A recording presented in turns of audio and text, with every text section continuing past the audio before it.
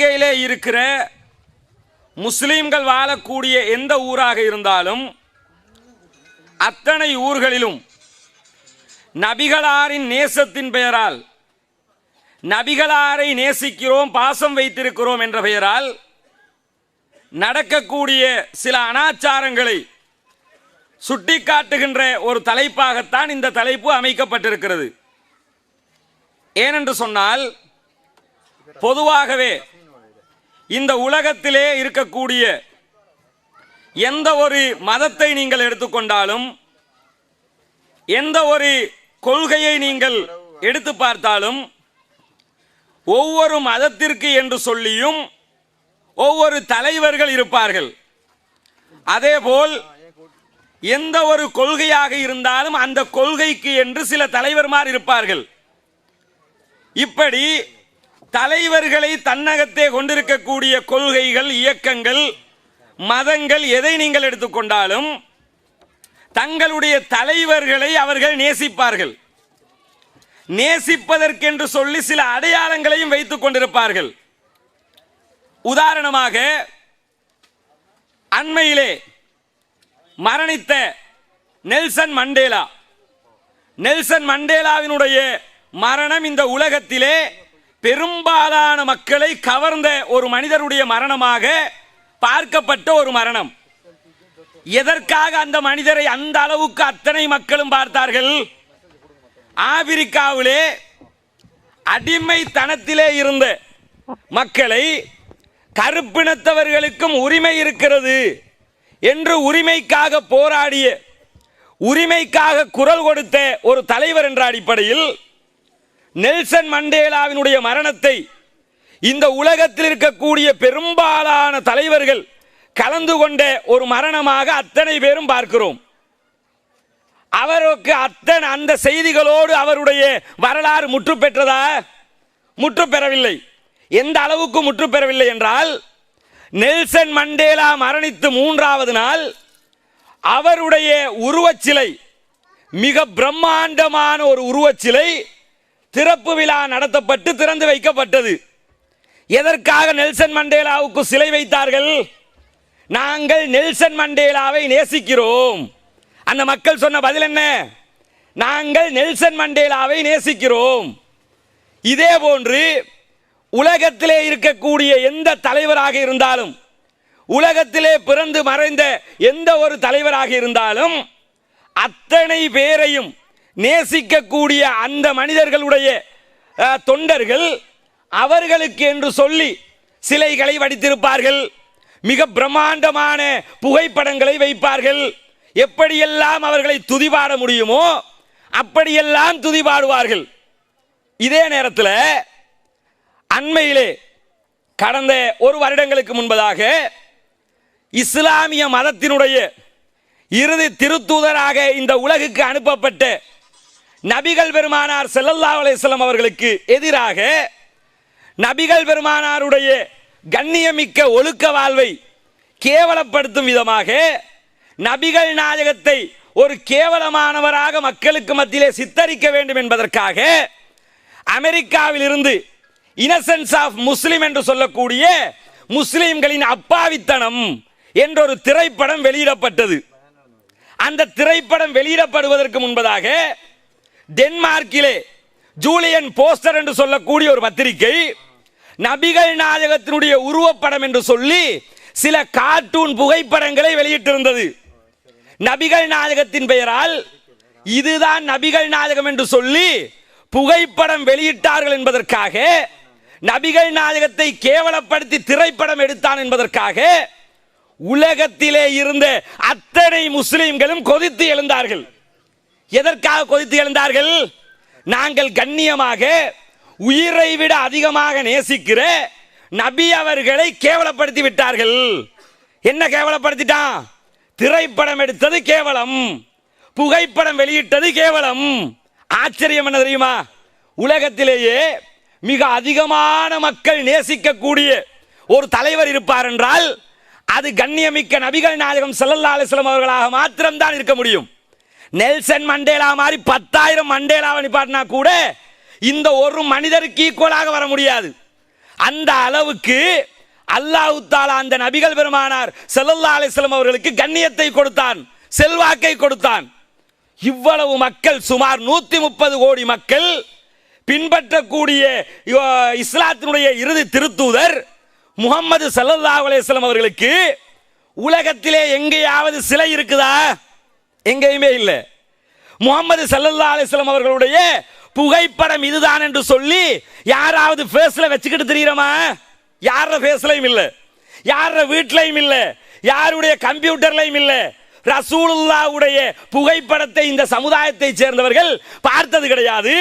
சஹாபாக்களை தவிர அவர் நபிகள் நாயகத்துடைய மரணத்துக்கு பின்னால் எவருமே நபிகள் நாயகத்தை கண்டதில்லை, நபிகள் நாயகத்துடைய சிலையை கூட பார்த்ததில்லை.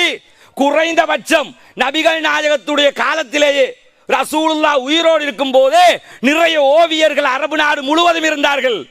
அவர்களில் ஒருவர் கூட நான் நபிகள் நாயகத்தை நேசிக்கிறேன், ரசூலுல்லாஹ் மீது பாசம் வைக்கிறேன் என்ற பெயரில் ரசூலுல்லாவை பார்த்த உருவத்தை கூட இதுதான் முஹம்மது என்று சொல்லி வரைந்து வைக்கவில்லை. ஏன் வரைஞ்சி வைக்கல? ஏன் படம் எடுக்கல? ஏன் செலவைக்கல?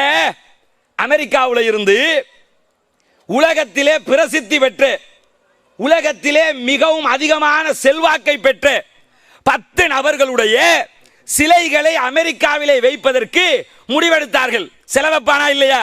சச்சின் டெண்டுல்கருக்கு சிலை, கண்டவனுக்கு சிலை, ஐஸ்வர்யா ராய்க்கு சிலை, எல்லாருக்கும் மெழுகு சிலை என்று சொல்லி வடிச்சு வைப்பாங்க. மெழுகால சிலையை செஞ்சு மியூசியத்தில் வைப்பாங்க. அமெரிக்கா என்ன முடிவெடுக்குது? இந்த உலகத்திலேயே மிகவும் செல்வாக்கு செலுத்திய நபர்களில் முக்கியமான 10 நபர்களுடைய சிலைகளை மியூசியத்திலே செய்து வைக்க வேண்டும். அந்த 10 நபர்கள்ல முதலாவது நபரா யார் வர்றார் தெரியுமா? முஹம்மது ஸல்லல்லாஹு அலைஹி வஸல்லம் அவர்கள் வருகிறார்கள். அமெரிக்காக்காரன் பொதுவாகவே இஸ்லாத்தை கேவலப்படுத்த யோசிப்பான். இந்த இடத்துல அவன் என்ன நினைக்கிறான்? முஹம்மது நபி அவர்கள் உலகத்தில் சீர்திருத்தம் செய்த ஒரு தலைவர், அந்த வகையில் அவருக்கும் ஒரு சிலை வைப்போம், உலகத்தில் உள்ள மிகப்பெரிய தலைவர்கள் அவருக்கும் ஒரு சிலையை வைப்போம் என்ற நல்ல எண்ணத்தில் தான் அந்த சிலை நிறுவப்படுவதற்கான ஆயத்தங்கள் செய்யப்பட்டது. இந்த செய்தி கேள்விப்பட்டதுதான் தாமதம். இந்த சமுதாயத்தை சேர்ந்த ஒரு முஸ்லிம் அதை ஏற்றுக்கொள்ளவில்லை, ஏற்றுக்கொள்ளவும் மாட்டான். ஏன் ஏற்றுக்கொள்ளல? நாங்க ரசூலுல்லாஹ்வை நேசிக்கிறோம். நபிகள் நாயகத்தை நேசிப்பது என்பது நபிகள் நாயகத்துக்கு சிலை வைப்பதல்ல. நபிகள் நாயகத்தை பாசம் வைக்கிறோம் என்பது நபிகள் நாயகத்துடைய புகைப்படத்தை வைத்துக் கொண்டிருப்பதல்ல. நபிகள் நாயகத்தை புகழுவோம் என்பது நபிகள் நாயகத்திற்காக பாட்டு பாடுவது அல்ல. பொதுவாகவே புகழ்ச்சி என்றால் எப்படி இருக்கும்? அரசியல் தலைவர்கள் வரும்போது பார்க்கிறோமா இல்லையா? ஜனாதிபதி வருவாருன்னா ஜனாதிபதியை புகழ்ந்து பாடிய பல பாடல்கள் மேடை தோறும் ஒளிபரப்பப்படும். இந்த தேட்டக்கிருவிழா நடத்துறானா இல்லையா? தேசத்துக்கு மகுடம், தேசத்துக்கு மகுடம் நிகழ்ச்சியில மகுடம் யார் மேல தூக்கி வைப்பாங்க? ஜனாதிபதி மேல வைப்பாங்க. எதுக்கு? இந்த நாட்டை ஆள்பவரே நம்ம அஸ்வர் இருக்கார்ல, ஜனாதிபதிக்கு கடைக்கு போறதுக்கு ஒரு குரூப் இருக்குதுல்ல, அவரே கவிதை அடிக்கடி எழுதுவாரு. என்ன கவிதை? பட்ஜெட்டை பார்த்தா இந்த ஜனாதிபதி போல் அப்படி செய்ய முடியாது, இப்படி செய்ய முடியாது, ஏன் ஜனாதிபதியை புகழ்கிறோம். இப்படி உலகத்தில் ஒரு மனிதனை புகழுகிறோம் என்று நினைத்து விட்டால் புகழ்ச்சி என்பது எப்படி எப்படி எல்லாம் அமையும்? முதலாவது சிலை வைப்பது, இரண்டாவது புகைப்படம் வைத்து மாலை போடுவது, மூன்றாவது நான்காவது கட்டங்கள் புகழ் மாலைகள் போடுவது, பாடல்கள் பாடுவது, கவிதைகள் கட்டுவது, கவிதைகள் இயற்றுவது என்று சொல்லி ஒவ்வொரு தலைவர்களுக்கும் இப்படியான புகழ்ச்சிகளை கொடுக்கக்கூடிய காட்சிகளை நாம் நாள்தோறும் பார்க்க கிடைக்கிறது. ஆனால் இந்த இஸ்லாமிய மார்க்கம் நபிகள் பெருமானார் ஸல்லல்லாஹு அலைஹி வஸல்லம் அவர்களை எந்த அளவுக்கு உயர்ந்த கண்ணியம் கொடுத்து பார்க்கிறது தெரியுமா? இஸ்லாமிய மார்க்கத்தை ஏற்றுக்கொண்ட நபிகள் நாயகத்துடைய தோழர்கள் எந்த அளவுக்கு நபிகள் நாயகத்தை நேசித்தார்கள் தெரியுமா? நபிகள் பெருமானார் ஸல்லல்லாஹு அலைஹி வஸல்லம் அவருடைய காலில் ஒரு முள் தைத்தால் கூட சஹாபாக்களால் தாங்க முடியாது. ரசூலுல்லாஹி ஸல்லல்லாஹு அலைஹி வஸல்லம் அவர்கள் ஒரு யூத ஒரு கிறிஸ்தவ மத போதகரிடத்தில் கடன் வாங்கி விட்டார்கள். ஒரு கடன் எடுத்துட்டாங்க, ஒட்டகம் ஒன்று வாங்கி இருந்தாங்க கடனாக. வாங்கினா அவர் என்ன செஞ்சார் தெரியுமா? கடனை திருப்பி கொடுக்கலங்கிறதுக்கு வீட்டுக்கு முன்னாடி வந்து நின்று கண்ட மாதிரி ஏச ஆரம்பிச்சிட்டாரு. உடனே உமர் இப்னு கத்தாப் ரலியல்லாஹு அன்ஹு அவர்கள் போன்ற நபித்தோழர்கள் எல்லாம் நிறைந்திருக்கிற இடம். சஹாபாக்கள் கேட்கிறார்கள், அல்லாஹ்வின் தூதரே, நீங்கள் தலையசைத்தால் போதும், நாங்கள் தலையெடுப்பதற்கு தயாராக இருக்கிறோம். என்ன சொல்றாங்க? நீங்க தலையை ஆட்டுங்க, உங்களுக்கு இப்படி பேசிட்டான் நாங்க விடுவோமா? தொலைச்சு விடுவோம்ங்கிறாங்க. ஏன் சொல்றாங்க? நபிகள் நாயகத்தை நேசிக்கிறோம், ரசூலுல்லாஹ் மேலே ஒருவரும் களங்கம் படிய விட மாட்டோம் என்று சொல்லி துடித்து போய் நிற்கிறார்கள். நிற்கிற நேரத்தில் நபிகள் நாயகம் ஸல்லல்லாஹு அலைஹி வஸல்லம் அவர்கள் என்ன சொன்னார்கள்? இல்ல, நான் அவரிடத்தில் கடன் பட்டிருக்கிறேன், கடனை திருப்பி கொடுக்க வேண்டும், அவருக்குரிய கடனை திருப்பி கொடுத்து விடுங்கள். ரசூலுல்லாஹ் கடனை தான் கொடுக்க சொன்னாங்க. எதுக்கு சொல்ல வர்றேன்? நபிகள் நாயகத்து மேல சஹாபாக்களுக்கு அவ்வளவு வாசம், ரசூலுல்லாவை காண்பது என்பது சஹாபாக்களுக்கு அவ்வளவு சந்தோஷம். இப்படியான நபித்தோழர்கள் வாழ்ந்த காலத்தில் நபிகள் நாயகத்தை எப்படி புகழ்ந்தார்கள், நபிகள் நாயகத்தை எப்படி நேசித்தார்கள். திருமறை குர்ஆன் நபிகள் நாயகம் ஸல்லல்லாஹு அலைஹி வஸல்லம் அவர்களை பற்றி பேசுகிற நேரத்தில், குல் நபியே நீங்கள் சொல்லுங்கள், இன்கான ஆபாவுக்கும் வ அபுனாவுக்கும் வ இஹ்வானுக்கும் வ அஸ்வாஜுக்கும் வ அஷீரத்துக்கும், உங்களுடைய பெற்றோர்களாக இருந்தாலும் பிள்ளைகளாக இருந்தாலும் உங்களுடைய குடும்ப உறுப்பினர்களாக இருந்தாலும் யாராக இருந்தாலும் அத்தனை பேருக்கும் அவர்களை விட யார் நேசத்துக்குரியவராக ஆக வேண்டும்? நபிகள் பெருமானார் ஸல்லல்லாஹு அலைஹி வஸல்லம் அவர்கள் தான் நேசத்துக்குரியவராக ஆக வேண்டும். ஏன் இதை சொல்ல வர்றேன் தெரியுமா? பொதுவாகவே இந்த தௌஹீது ஜமாத்தினுடைய பிரச்சாரங்களுக்கு எதிராக பிரச்சாரம் செய்யக்கூடியவர்கள், தௌஹீது ஜமாத்தினுடைய பிரச்சாரம் மக்களுடைய காதுக்கு போயிடக்கூடாதுங்கிறதுக்கு என்ன சொல்லிக் கொடுப்பாங்க தெரியுமா? தௌஹீத் காரண பயனுக்கு போயிடாதியே, நபிகள் நாயகத்தை திட்டுவான், அவன் ரசூலுல்லாஹ் புகழுது அவங்களுக்கு பிடிக்காது, ரசூலுல்லாஹ் கேசுவாங்க, இஸ்லாத்தை கொச்சப்படுத்துவாங்க, இந்த கூட்டத்தினுடைய தௌஹீத் ஜமாத்தினுடைய கருத்துக்களை கேட்க விடக்கூடாதுங்கிறதுக்கு என்ன சொல்லிக் கொடுப்பாங்க? இவர்கள் நபிகள் நாயகத்தை மதிக்காதவர்கள், நபிகள் நாயகத்தை ஏசுபவர்கள், ரசூலுல்லாவை புகழ விரும்பாதவர்கள் அப்படின்னு சொல்லுவாங்க. நபிகள் நாயகத்தை புகழுவது என்பது, நபிகள் நாயகத்தை நேசிப்பது என்பது, நேசம்டா என்ன? இஸ்லாம் எப்படி காட்டி தருகிறது? உமர் இப்னு கத்தாப் ரலியல்லாஹு அன்ஹு அவர்கள் நபிகள் பெருமானார் ஸல்லல்லாஹு அலைஹி வஸல்லம் அவரிடத்தில் வருகிறார்கள். வந்து சொல்லுகிறார்கள், நபிகள் நாயகமே, யா ரசூலல்லாஹ், அல்லாஹ்வின் திருத்தூதர் அவர்களே, நான் இந்த உலகத்திலேயே இல்லாமின் நப்சி, என்னை தவிர உங்களை தான் நேசிக்கிறேன். என்ன வந்து சொல்றாங்க? உலகத்தில் முதல்ல நான் என்னத்தான் நேசிக்கிறேன், என் மேலதான் எனக்கு பாசம், என்னை பற்றிய சுயநலவாதியாகத்தான் நான் இருக்கிறேன்.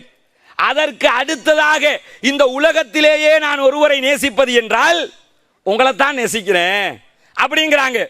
என்னுடைய தாயை நேசிக்கல, தந்தையை நேசிக்கல, உறவினர்களை நேசிக்கல, எனக்கு அடுத்து உங்களை தான் நான் நேசிக்கிறேன் என்று சொன்னதோடு நபிகள் பெருமானார் ஸல்லல்லாஹு அலைஹி வஸல்லம் அவர்கள் சொல்கிறார்கள், லா, அப்படி இல்லை, வல்லதி நஃப்ஸி பியதிஹி, எனது உயிர் எவன் கைவசம் இருக்கிறதோ, ஹத்தா அகூன அஹப்ப இலைக்க மின் நஃப்ஸிக, உங்களை விட உங்களுக்கு நான் நேசத்துக்குரியவனாக ஆகாத வரைக்கும் நீங்கள் என்னை நேசித்தவராக ஆக மாட்டீர்கள். என்ன சொல்லிக் கொடுக்கிறாங்க? உங்களை விட நீங்க என்னத்தான் நேசிக்கணும், நீங்க உங்களை நேசிச்சா என்ன நேசிப்பீங்கன்னா அதுக்கு பேர் நேசம் இல்ல. எந்த அளவுக்கு இந்த வார்த்தை எடுபட்டது தெரியுமா? உமர் இப்னு கத்தாப் ரலியல்லாஹு அன்ஹு அவர்கள் சொல்லுகிறார்கள், நபிகள் நாயகமே, நான் இந்த உலகத்திலேயே முதலாக உங்களைத்தான் நேசிக்கிறேன். உடனே மாத்துறாரு, ஃபார்மாலிட்டிக்கு மாத்தல, உளப்பூர்வமாக மாற்றிக் கொள்கிறார். அதைத்தான் நபிகள் பெருமானார் ஸல்லல்லாஹு அலைஹி வஸல்லம் அவர்கள் சொல்லுகிறார்கள், லா யுமினு அஹதுக்கும் ஹத்தா அகூன அஹப்ப இலைஹி மின் வாலிதிஹி வ வலதிஹி வன்னாசி அஜ்மாயின். இந்த உலகத்தில் இருக்கக்கூடிய பெற்றோரை விட, பிள்ளைகளை விட, உலக மக்கள் அத்தனை பேரையும் விட நான் உங்களுக்கு நேசமுடையவனாக ஆகாத வரைக்கும் நீங்கள் ஈமான் கொண்டவர்களாக மாற மாட்டீர்கள். ரசூலுல்லாஹி ஸல்லல்லாஹு அலைஹி வஸல்லம் அவர்கள் நான் தன்னை நேசிப்பதை பற்றி சொல்லுகிறார்கள். இந்த சமுதாயம் ரசூலுல்லாஹ் மேல எவ்வளவு பாசம் வைக்கும் தெரியுமா? எவ்வளவு நேசம் வச்சிருக்கு தெரியுமா?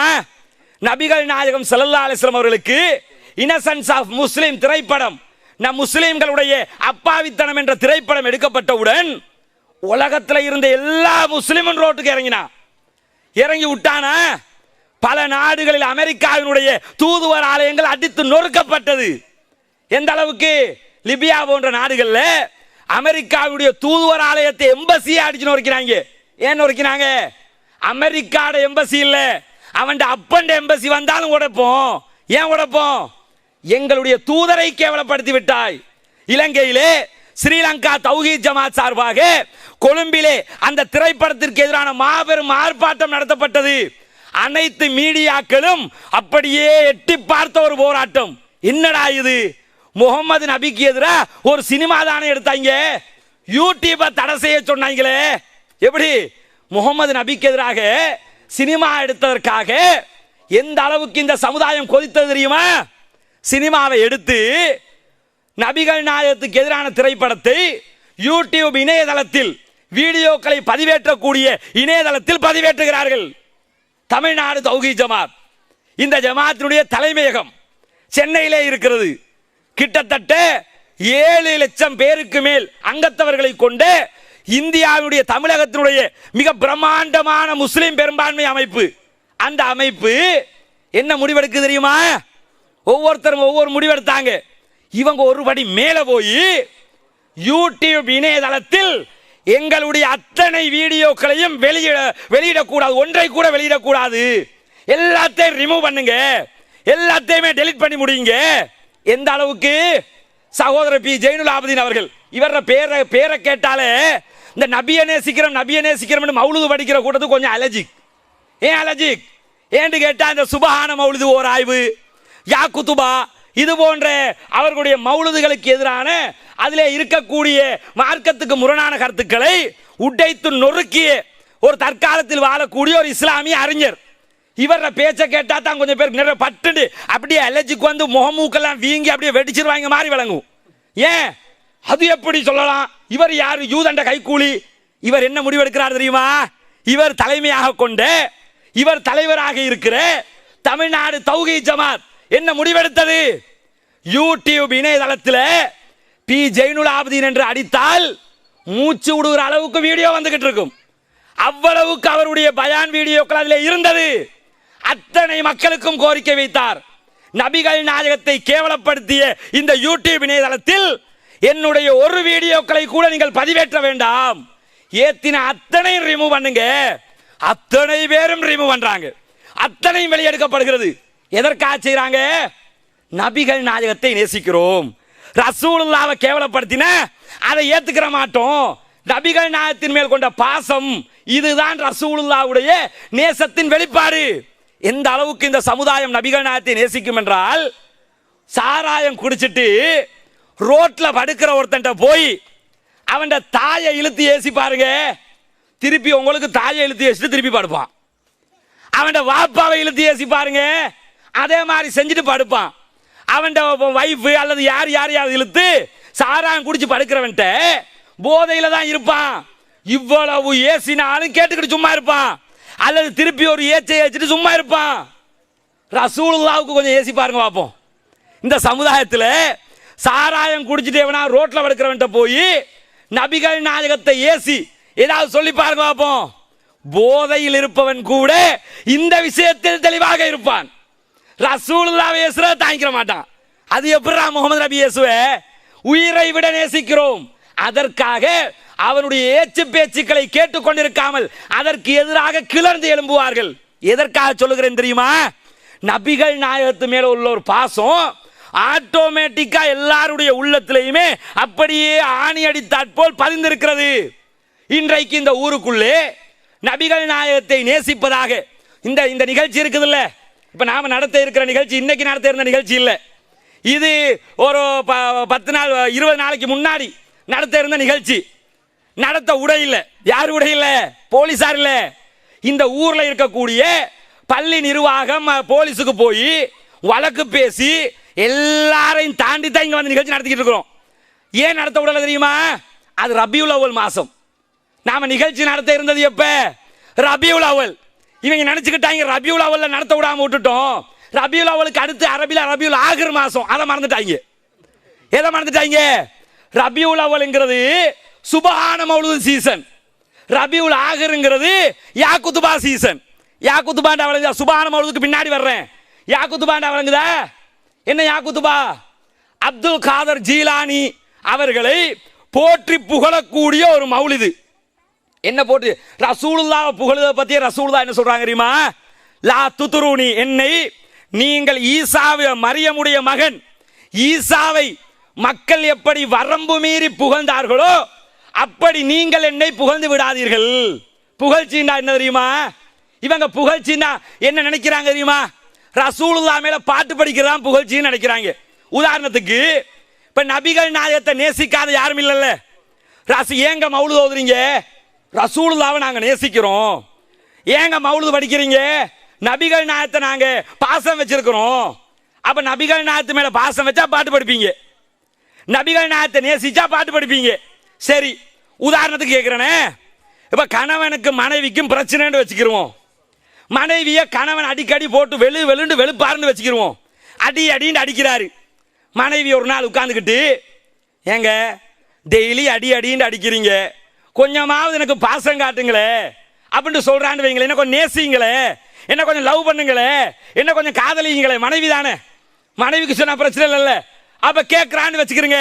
உடனே கணவன் உட்கார்ந்துக்கிட்டு, உன்னை நேசிக்கணுமா, உன்னை பாராட்டணுமா, உன் மேல பாசம் வைக்கணுமா, இரி வர்றேன்னு சொல்லி ஊர்ல உள்ள ஒரு கவிஞனை தேடி ஒரு பாட்டு எழுதி எடுத்துட்டு வந்து கண்ணே மண்ணே முத்தே பவளமே வைரமேண்டா என்ன சொல்லுவா? நீ அடிக்கும் போதுதான் கிறுக்கன்னு நினைச்சேன், இப்ப முழு கிறுக்கனா இருக்கையாம்பா.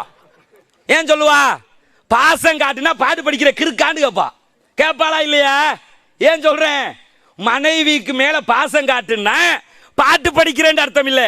மனைவிய நேசின்னு சொன்ன மௌலூது படிக்கிற மாதிரி பாட்டு படிக்கிறேன்னு அர்த்தம் இல்ல. அவளுக்கு தேவையான உதவி ஒத்தாசையை செய்யி, அவளுக்கு உடை வாங்கி கொடு, அவளுக்குரிய ஆடை அணிகலன்களை வாங்கி கொடு, அவளுக்கு சாப்பாடு போடு, அவளுக்கு வீடு கட்டி கொடு, பிள்ளைகளை கவனி. இதுதானே மனைவி மேல பாசம்ங்கிறது. இப்ப ரசூலுல்லாஹ் மேல பாசம்னா வாப்பா மேல ஒருத்தன் பாசம். எப்படி பாசம்? வாப்பா ஏதாவது சொன்னா கன்னத்துல 2 அறை, உம்மா ஏதாவது சொன்னா போட்டு 2 மிதி, அடின்னு அடிச்சுட்டு வருஷத்துக்கு ஒருக்கா உட்காந்து ரபியுல் அவர்ல உட்கார்ற மாதிரி வருஷத்துக்கு ஒருக்கா உட்காந்து அம்மா அம்மா அம்மாண்டு பாட்டு படிக்கிறான்னு வைங்க. இவனை பாசக்கார புள்ளன்னு சொல்லிடுவோமா?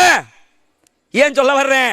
வருஷம் முழுக்க உம்மா அப்பா அடிச்சுட்டு ஒரு நாள் உட்கார்ந்து உம்மா வாப்பாவை நான் பாட்டு படிச்சேனா இல்லையா, புகழ்ந்தனா இல்லையா, என் வாப்பாவை கட் அவுட் ஒன்று பேப்பர்ல, தினகரன் பேப்பர்ல ஃபர்ஸ்ட் பேஜ்ல என்னுடைய தாயையும் தந்தையும் வாழ்த்துகிறேன் என்று போடுறான். நேத்து வாழ்த்துனேன்னு போஸ்டர் போட்டேன்ல, இங்க வா இன்றைக்கு 2 அறை, நேத்து வாழ்த்துட்டு இன்றைக்கு அடிக்கிறேன்னா இதுக்கு பேர் பாசமா? என்ன பாசம்? நபிகள் நாயகத்தை நேசிப்பது என்றால் என்ன நேசம்? குல் நபியே நீங்கள் சொல்லுங்கள், இன் குந்தும் துஹிப்பூனல்லாஹ ஃபத்தபியூனி, நீங்கள் அல்லாஹ்வை நேசித்தால், அல்லாஹ்வை கடவுள் என்று ஒப்புக்கொண்டால், அல்லாஹ் தான் இந்த உலகத்தை படைத்து பரிபாலிப்பவன் என்று சொல்லி நீங்கள் ஏற்றுக்கொண்ட முஸ்லிம்களாக இருந்தால் ஃபத்தபியூனி, என்னை பின்பற்றுங்கள் அப்படின்னு நபியே நீங்க அந்த மக்கள்கிட்ட சொல்லுங்க. அல்லாஹ்வை நேசிக்கிறதுன்னா, தூதரை நேசிக்கிறதுன்னா என்ன செய்யணும்? நபிகள் நாயகத்தை பின்பற்ற வேண்டும். பின்பற்றுவதுதான் நேசமே தவிர நபிகள் நாயகத்துடைய கருத்துக்களுக்கு மாற்றமாக செயல்படுவதற்கு பெயரு நேசம் அல்ல. என்ன செய்வாங்க தெரியுமா? ரசூலுல்லாஹ்வை புகழ்றோம் என்ற பெயர்ல ரபியுல் அவல் மாசத்துல சுபஹான மௌலூது ஓதுவாங்க. மௌலூதுகள்ல ஸ்பெஷல் மௌலூது இதுதான். அதாவது இந்த நபிகள் நாயகத்தை புகழ்றதுல முதலாவது இடத்துல எதை வைப்பாங்க? மௌலூதுகள்ல ஸ்பெஷல் மௌலூது எது தெரியுமா? சுபஹான மௌலூது. சுபஹான மௌலூது யாருக்கு? நபிகள் நாயகம் ஸல்லல்லாஹு அலைஹி வஸல்லம் அவங்களுக்கு. அது ரபியுல் அவல் மாசத்துல நடத்தப்படும். அதெல்லாம் நடத்தி முடிஞ்சு சரியா, இந்த ஊருக்குள்ள நடத்தி முடிஞ்சு சில ஊர்கள் என்ன விழாங்கிறான் கொலாங்கிறான் என்னமோ செஞ்சுக்கிட்டு இருக்கிறாங்க இன்னும். இதே நேரத்தில் ரபியுல் ஆகர், இப்ப போறது ரபியுல் ஆகர், இதுல என்ன செய்வாங்க தெரியுமா? யா குத்துபா. இது யாருக்கு? இது அப்துல் காதர் ஜீலானிக்கு. இது மட்டும் முடிஞ்சுதா? பத்ரு மௌலூது, உஹது மௌலூது, நிறைய மௌலூது இருக்குது. சஹாபாக்களுக்கு மௌலூது, இமாம்களுக்கு மௌலூதுன்னு சொல்லி ஒவ்வொருத்தரையும் புகழுதோம் சொல்லி பாட்டு படிக்கிற ஒரு மெத்தட் இருக்குதா? இது எந்த அளவுக்கு உச்சாணி கொம்புல போய் நின்றுச்சு தெரியுமா? சுப்ஹானல்லாஹ். இந்த சமுதாயம் எந்த அளவுக்கு கேவலப்பட்டு போய்விட்டது என்றால், நபியை நேசிக்கிறது ரசூலுல்லாஹ் சொன்னதை கேளுங்க. நபிகள் நாயகம் எப்படி தொழ சொன்னார்களோ அப்படி தொழுவது நபியை நேசிப்பது. நபிகள் நாயகம் எப்படி நோன்பு பிடிக்க சொன்னார்களோ அப்படி பிடிப்பது நபிகள் நாயகத்தை நேசிப்பது. நபிகள் நாயகம் எப்படி மற்றவர்களோடு பழக சொன்னார்களோ அப்படி பழகுவதற்கு பேர் நபியை நேசிப்பது. அதெல்லாம் விட்டுவிட்டு பாட்டு படிச்சு கடைசியில் எந்த அளவுக்கு இவர்கள் கேடு கட்டு போனார்கள் என்றால், கடந்த 2 வருடங்களுக்கு முன்பதாக ஒரு ஸ்லம்டாக் மில்லியனர் என்று ஒரு திரைப்படம் வெளியிடப்பட்டது. அந்த படத்தில் இசையமைப்பாளர் ஏஆர் ரஹ்மான், அல்லா ரக்கா ரஹ்மான் இருக்கார்ல, ஏஆர் ரஹ்மான் அல்லா ரக்கா ரஹ்மான். இந்த ரஹ்மானுக்கு ஸ்லம்டாக் மில்லியனர் படம் எடுத்ததுக்காக 2 ஆஸ்கர் விருதுகள் கிடைச்சது. ஆஸ்கர் விருதுங்கிறது சினிமா துறையில ஆக முக்கியமான விருது. ஆஸ்கர் நாயகன் ரஹ்மான் என்று சொல்லிவிட்டு அதை எடுக்கும் போது என்ன செஞ்சான் தெரியுமா? அவன் எல்லா அட்டூழியத்தையும் பண்ணுவான். உலகத்தில் அவன் செய்யாத அயோக்கியத்தனம் இல்லை. எல்லாத்தையும் செஞ்சாலும் என்ன செய்வான் தெரியுமா? மைக்க கொடுத்தா எடுத்தெடுப்புக்கு எல்லா புகழும் அல்லாஹ்வுக்கே, இறைவனுக்கே என்றுவான். அல்லாஹ்வுக்கே இல்லை, எல்லா புகழும் இறைவனுக்கே அப்படின்றான். இதை வச்சுக்கிட்டு என்ன செஞ்சாங்க தெரியுமா? சென்னையில் ஆஸ்கர் விருது எடுத்துக்கிட்டு ஏஆர் ரஹ்மான் சென்னை ஏர்போர்ட்ல வந்து இறங்குறாரு. நமக்கெல்லாம் யோசனை, என்ன யோசனை? ஏஆர் ரஹ்மான் மட்டும் வந்து இறங்குறானே, பக்கவாத்தியத்தை காணமே, என்னடான்னு பார்த்தா அவன் தனியா தான் இறங்கி வெளியே வந்தான். வெளியில நிக்குது பாருங்க நம்ம படை. எந்த படை? மௌலிது ஓதுற படை. எதுக்கு நிக்குது தெரியுமா? ஏஆர் ரஹ்மானுக்கு மௌலிது. எப்படி மௌலிது? சுப்ஹானல்லாஹ், எவ்வளவு கேவலம் கெட்டு போன. அதுல வேற மௌலித பாட்டை படிச்சு ஏஆர் ரஹ்மான வாழ்த்தி ஒரு துவாவை கேட்டுட்டு மௌலவி பேசுறாரு. என்ன பேசுறாரு? பேட்டி கொடுக்காரு. நீங்கள் சும்மா நினைக்க வேண்டாம், இந்த ரஹ்மான் எப்படிப்பட்டவர் தெரியுமா? அவருக்கு அல்லாஹ் தஆலா ஒரு விருதை தான் கொடுக்க நினைத்தான். ஆஸ்கர் விருது அல்லாஹ் கொடுத்தானா? சரியா? ஒரு விருதை தான் கொடுக்க நினைச்சானா? இப்ப ஒன்ன கையில எடுத்தா ஏஆர் ரஹ்மான் வலது கையில ஒன்னு எடுத்துட்டாருன்னு வைங்க, இடது கை ஃப்ரீயா இருக்குமா இல்லையா? அல்லாஹ் யோசிச்சானா? இடது கை ஃப்ரீயா இருக்க போகுது, அப்ப 2 கையிலையும் கொடுத்துருவோம். அதான் 2 கொடுத்தான். அதனால் தான் இவர் எல்லா புகழும் அல்லாஹ்வுக்கே என்றார். எல்லா புகழும் அமெரிக்காக்காரனுக்கு என்று சொன்னாரா? எப்படி? ஏன்னா அமெரிக்கா ஆஸ்கர் விருது அங்கிருந்தா வரு. நான் கேட்கிறேன், ரசூலுல்லாஹ்வை புகழ்றோம் என்ற பேர்ல சுபஹான மௌலிது, அப்துல் காதர் ஜீலானிக்கு யாக்குத்துபா, பத்ரு சஹாபாக்களுக்கு பத்ரு மௌலிது, இப்ப ரஹ்மானுக்கு ஏஆர் ரஹ்மான் மௌலிது. நல்லா இருக்கா இல்லையா? அவன்கிட்ட கேட்டா மியூசிக்கும் போட்டு தருவான், அதோட சேர்த்து மியூசிக்கும் போட்டு தருவான். ஏன் சொல்ல வர்றேன்? அப்ப மார்க்கம்ங்கிறத பாட்டு படிக்கிறதுன்னு நினைச்சுக்கிட்டு இருக்காங்க. மார்க்கம் எப்படி? சும்மா கேட்கிறேனே. இப்ப மார்க்கம்ங்கிற அதுவும் அல்லாஹ்ட மாளிகைக்குள்ள, அல்லாஹ்ட மாளிகைக்குள்ள இப்ப ரசூலுல்லாஹ் உயிரோட இருந்தாங்க. நபிகள் நாயகத்தை சஹாபாக்களுக்கு புகழ தெரியாதா? அல்லது ரசூலுல்லாஹ்வுக்கு என்ன புகழுங்கன்னு சொல்ல தெரியாதா? ஒவ்வொரு நாள் ஃபஜ்ர் தொழுகைக்கு பின்னாலும் நபிகள் பெருமானார் ஸல்லல்லாஹு அலைஹி வஸல்லம் அவர்கள் சஹாபாக்களோடு அமர்ந்து கொண்டிருப்பார்களாம். சஹாபாக்கள் அத்தனை பேரும் தங்களுடைய அறியாமை காலத்தில் என்ன என்ன அனாச்சாரங்களை எல்லாம் செய்தார்களோ அதையெல்லாம் சொல்லி காட்டி சிரித்துக் கொண்டிருப்பார்களாம். ரசூலுல்லாஹ் உட்கார்ந்து செய்வாங்க, சிரிச்சுக்கிட்டு இருப்பாங்க. ரசூலுல்லாஹி ஸல்லல்லாஹு அலைஹி வஸல்லம் அவர்களுடைய வளமையாக இது இருந்தது. நான் கேட்கிறேன், என்னைக்காவது ஒரு நாள் நபிகள் பெருமானார் ஸல்லல்லாஹு அலைஹி வஸல்லம் அவங்க, ஏன்பா சும்மா சோம்பரையா இருக்கு, முசுப்பா இருக்குது, இப்படியே இருக்கிறீங்களே, ஒரு பாட்டு படிங்களே என்ன புகழ்ந்து சொன்னாங்களா? சஹாபாக்கள் யாராவது இப்ப இருக்கிற மாதிரி மௌலூத கட்டி படிச்சாங்களா? இது மேட் இன் சவுதி அரேபியாவா, மேட் இன் இந்தியாவா? இந்த மௌலூத் அத்தனையும் எங்க இருந்து வந்தது? அந்த கிதாபுல ஒன்னே ஒண்ணுதான் மிஸ்டேக். என்ன மிஸ்டேக்? மேட் இன் இந்தியா அவன் அடிக்கல, அவ்வளவுதான். மற்றபடி அது எங்க இருந்து வந்தது? Made in India, made in Saudi அரேபியாவா? கேட்கிறேன். ஏன் கேட்கிறேன்? அரபு நாட்டில் பிறந்த நபிகள் நாயகத்துடைய அந்த அரபு மண்ணிலே இந்த அனாச்சாரம் இல்லை. அரபு மண்ணிலே கூட இல்லாத அனாச்சாரம் இன்றைக்கு நம்முடைய மண்ணுக்கு வந்திருக்கிறது. எங்கிருந்து வந்தது? எல்லா அனாச்சாரமும் இந்தியாவினுடைய இறக்குமதி செஞ்சான.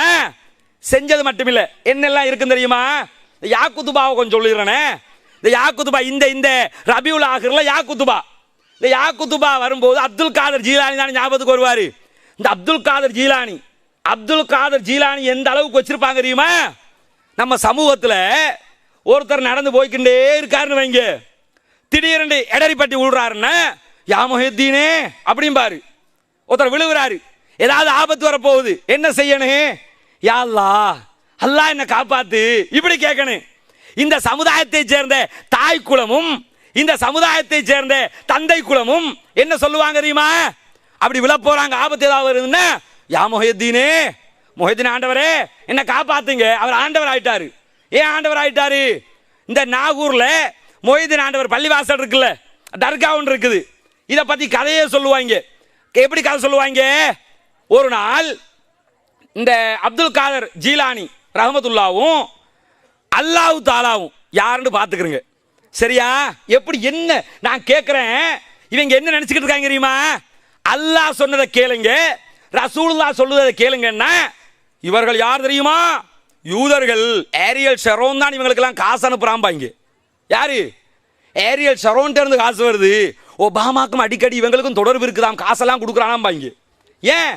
அதனால தான் இவங்க இப்படி இருக்கிறாங்க. ஏன்னா நாம வெளிநாட்டு காசு எடுத்து என்னமோ வயிறு வளர்க்குற மாதிரி நினைச்சுக்கிட்டு இருக்கிறாங்க. இப்படிப்பட்டவர்கள் அல்லாஹ்வை எப்படி புரிஞ்சிருக்கிறாங்க தெரியுமா? அப்துல் காதர் ஜீலானி சுப்ஹானல்லாஹ் கதையை சொல்லக்கல, நம்ம தாய் குலம் எல்லாம் சுப்ஹானல்லாஹ் இவ்வளவு பெரிய ஆளா அப்படின்னு நினைச்சுக்கிறாங்க. இப்ப நான் சொல்ற மெத்தட்ல யோசிச்சு பாருங்க, எவ்வளவு பெரிய ஆளுன்னு விளங்கு. ரெண்டு பேரும் என்ன செய்யறாங்கன்னு கேட்டா, ஒரு நாள் இந்த நாகூர் தர்கா இருக்குது தமிழ்நாட்டில், நாகூர்ல நாகூர் அனிபா இருக்கார்ல, நாகூர் அனிபா இருக்கிற ஊர்ல அவரும் இப்ப கோமா ஸ்டேஜ் தான், அது வேற செய்தி. சரியா?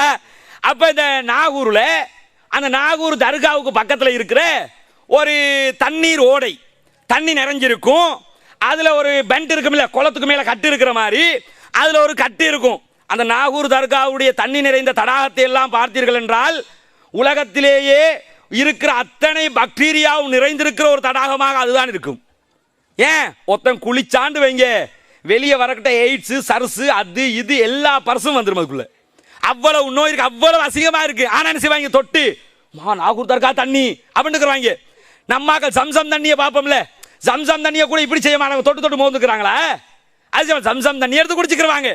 சம்சம் தண்ணியை விட அதிகமாக நாகூர் தர்கா தண்ணியாம். நம்ம ஆக்களுக்கு மட்டக்களப்பு மண்ணை பார்த்தாலே வீட்டுக்குள்ள கட்டி தூக்குறவங்க நம்ம ஆக்கள். இதை விட்டுருவாங்களா? மட்டக்களப்புக்கு வீட்டில் ஏதாவது பறக்கத்தில்லைன்னு வைங்களேன், நம்ம ஆக்கள் நினைச்சுவாங்க மட்டக்களப்புல இருந்து மண்ணு கொண்டு வாங்க. இந்த ஊருக்குள்ள ஒருத்தர் ரெண்டு பேர் இருக்காங்களா அந்த மந்திரிக்கிறவங்க, அதனால சொல்லிடுறேன். சரியா? மட்டக்களப்புல இருந்து கபரு மண், அதுக்கும் சும்மா மண் இல்லை, கபருக்குள்ள போறவங்க செய்யற வேலை அது. கபரு மண்ணை கொண்டு வந்து மந்திரிச்சு வீட்டில் மூளை மூளையா தொங்க போட்டுருவாங்க. இதை கல்லோட வச்சு கட்டினாலாவது வீடு கொஞ்சம் உயரும். தொங்க போட்டா என்ன நடக்கும்? அதுக்கு மட்டக்களப்பு மண், மட்டக்களப்புல வந்து அப்படியே மஹதி அலைஹிஸ்ஸலாம் தானே இறங்க போறாரு. நான் கேட்கிறேன், இந்த அளவு அனாச்சாரம் இவர்கள் சொல்லுகிறார்கள். அல்லாஹ் தாலாவும் அப்துல் காதர் ஜீலானியும் ஒரு நாள் அந்த நாகூர் குளத்துக்கு பக்கத்தில் இருக்கிற பெண்ட்ல ஒரு டூர் போனாங்களாம். என்னது டூர்? ட்ரிப் போறது. நான் கேட்கிறேன், அல்லாஹ்வுக்கு வேற வேலை வெட்டியில பாருங்க. சுபஹானல்லாஹ். அல்லாஹ் என்ன நினைச்சுக்கிட்டு இருக்காங்க? அல்லாஹ் வந்து இப்படி அடிக்கடி பிக்னிக் போய் ஒரு பேச்சுக்கு சொல்றேன், எழுதினவங்க இந்தியாக்காரங்கிறதுனால கொஞ்சம் யோசிக்காம விட்டாங்க. ஏன் தெரியுமா?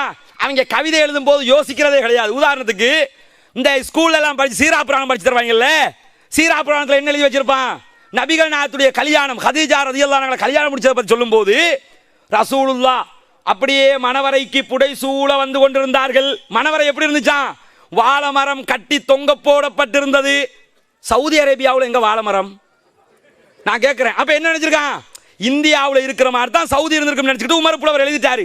அது மாதிரி மவுலுத எழுதினவன் என்ன நினைச்சிருக்கிறான்? நாம நாகூர் தர்காவை தானே ட்ரிப் போன மாதிரி எழுதிடுவோம்னு எழுதியிருக்கான். ஒரு பேச்சு கேட்கிறேன், டூர் போறவன் எங்கேயாவது கொஞ்சம் நல்ல நிம்மதியா இருக்கணும்னு நினைச்சா, கொஞ்சம் கண்ணுக்கு கவர்ச்சியா இருக்கணும், கொஞ்சம் சந்தோஷமா இருக்கணும் அப்படின்னு நினைச்சா எங்க போவான்? ஒன்னு இந்தியாவை எடுத்துக்கிறோமே, ஊட்டி, சிம்லா, கொடைக்கானல், டார்ஜிலிங் இது மாதிரி எங்கேயாவது போனா பிரச்சனை இல்லை. ஸ்ரீலங்காவா இருந்தா நுவரெலியா, ஹட்டன், நானுவோயா இப்படி போனா பிரச்சனை இல்லை. இவர் எங்க போறாராம்? நாகூர் தர்காவில் அப்படி நடந்து போய்கிட்டு இருக்கும்போது அப்துல் காதர் ஜீலானி ரொம்ப பிரில்லியண்டாம். பிரில்லியன்டா எப்படி? அவர் சால்ஸ் பெபேஜுக்கு பக்கத்தில் உள்ளவர், அவ்வளவு பெரிய அறிவாளி. அவர் என்ன செய்யறாராம்? அவர் நடந்து போகும்போது அப்படியே ஆத்து பக்கம் போகாம அடுத்த பக்கம் போறாராம். அல்லாஹ் என்ன செய்யறானா? ஆத்து பக்கமா போய்கிட்டு இருக்கானா. எதுக்கு? இப்படி போய்கொண்டே இருக்கும்போது திடீரென்று அல்லாஹ் தஆலா ஆற்றுக்குள் வழுக்கி விழுந்து விட்டான். வழுக்கி விழுந்ததோட அப்துல் காதர் ஜீலானி இப்ப ஹீரோ ஆகிற டைம். எப்படி ஹீரோ ஆகிறாரு? பாஞ்சு கையை பிடிச்சி மேலே எலும்பி வாப்பா, கவனமா போவேனா, இப்படியா பாத்துக்கிட்டு போறது இல்லையா, எலும்பி வா அப்படின்னு சொல்லி கையை பிடிச்சி தூக்கி எடுத்தாராம். அல்லாஹ் இப்படி கையை பிடிச்சிக்கிட்டு, யா என்ன யா தஸ்தகீரே, கரம் பிடித்து காப்பாத்திட்டியப்பா, நீ மட்டும் கையை பிடிக்கலன்னா நாசமா போயிருப்பேன் நான் உள்ள விழுந்து. எப்படி ஹெல்ப் மேன் தஸ்தகீர்ண்டா ஹெல்ப் மேன், கை கரம் பிடித்து காப்பாற்றியவர். தஸ்தகீர்ண்டா அவருக்கு ஒரு புகழ் மாலை இருக்கிறது.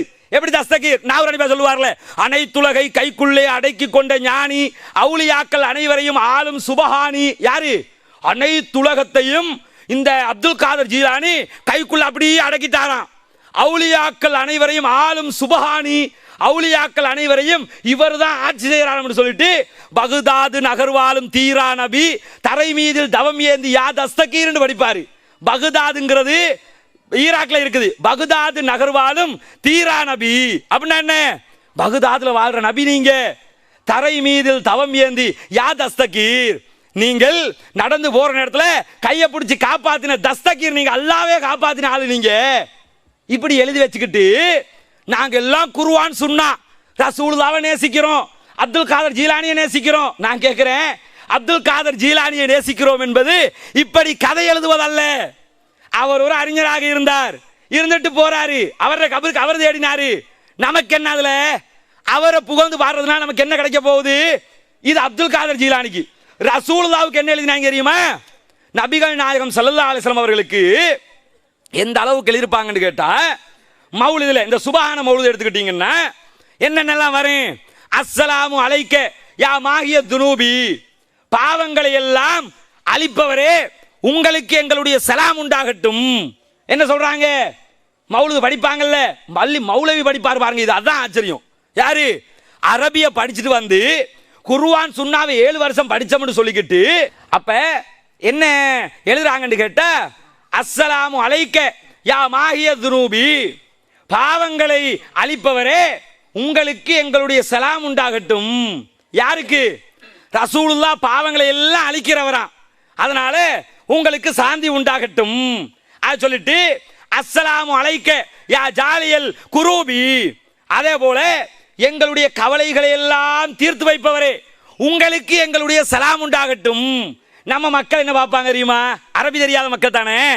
நம்ம மக்களை பொறுத்தவரையில அஸ்ஸலாமு அலைக்கும்னு சொல்லிட்டாலே சலாம் சொல்றாங்க. என்ன நினைப்பாங்க? ரசூலுல்லாஹ் மேல சலாம் சொல்றாங்க. நம்ம மக்களை பொறுத்தவரை அந்த வார்த்தைக்கு ஒரு கண்ணியம் இருக்கிறதுனால, முன்துண்டு அஸ்ஸலாமு அலைக்கும்னு வர்றதுனால உடனே சலாத்தின் மேல கொண்ட கண்ணியம் அதுல உள்ள விபரீதத்தை வழங்குறதுல என்ன விபரீதம்? உங்கள் மீது சாந்தி உண்டாட்டும் என்று சொல்றாங்களே, அது எப்படி உண்டாட்டும் என்று சொல்றாங்க?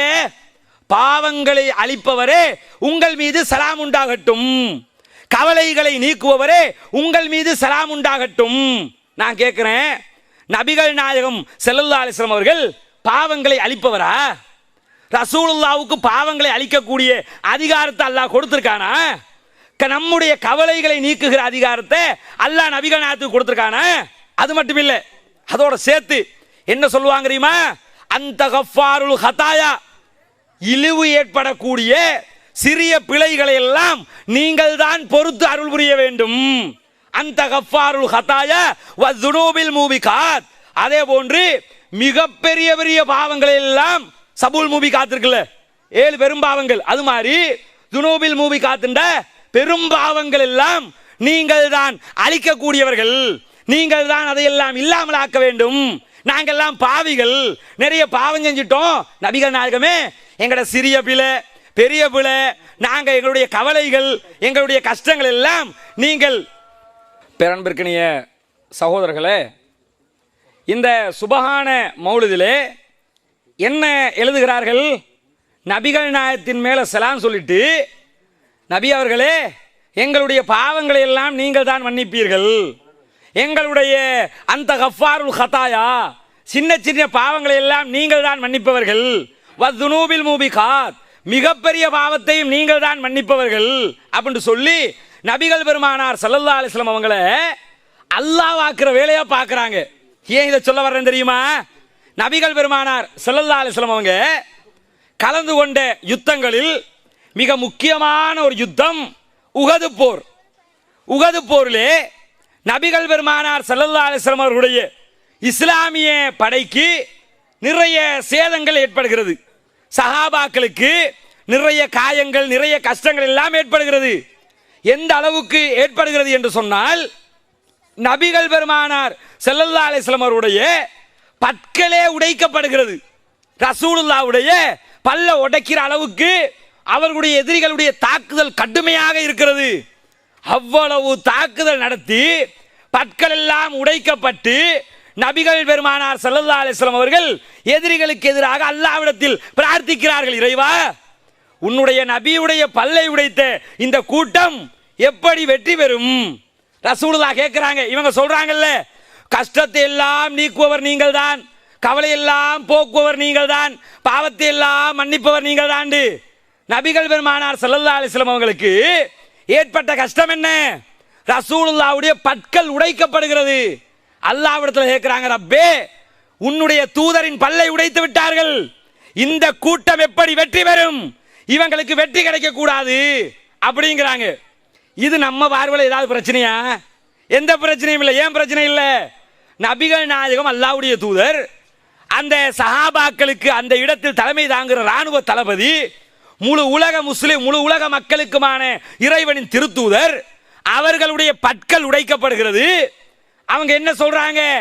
அல்லாஹ்வுடைய தூதர பல்ல உடைச்சிட்டான், இவங்களை விட்டுறாதையா அல்லாஹ், இவங்களுக்கு தோல்வி தான் கிடைக்கணும் அப்படின்னு கேட்கிறாங்க.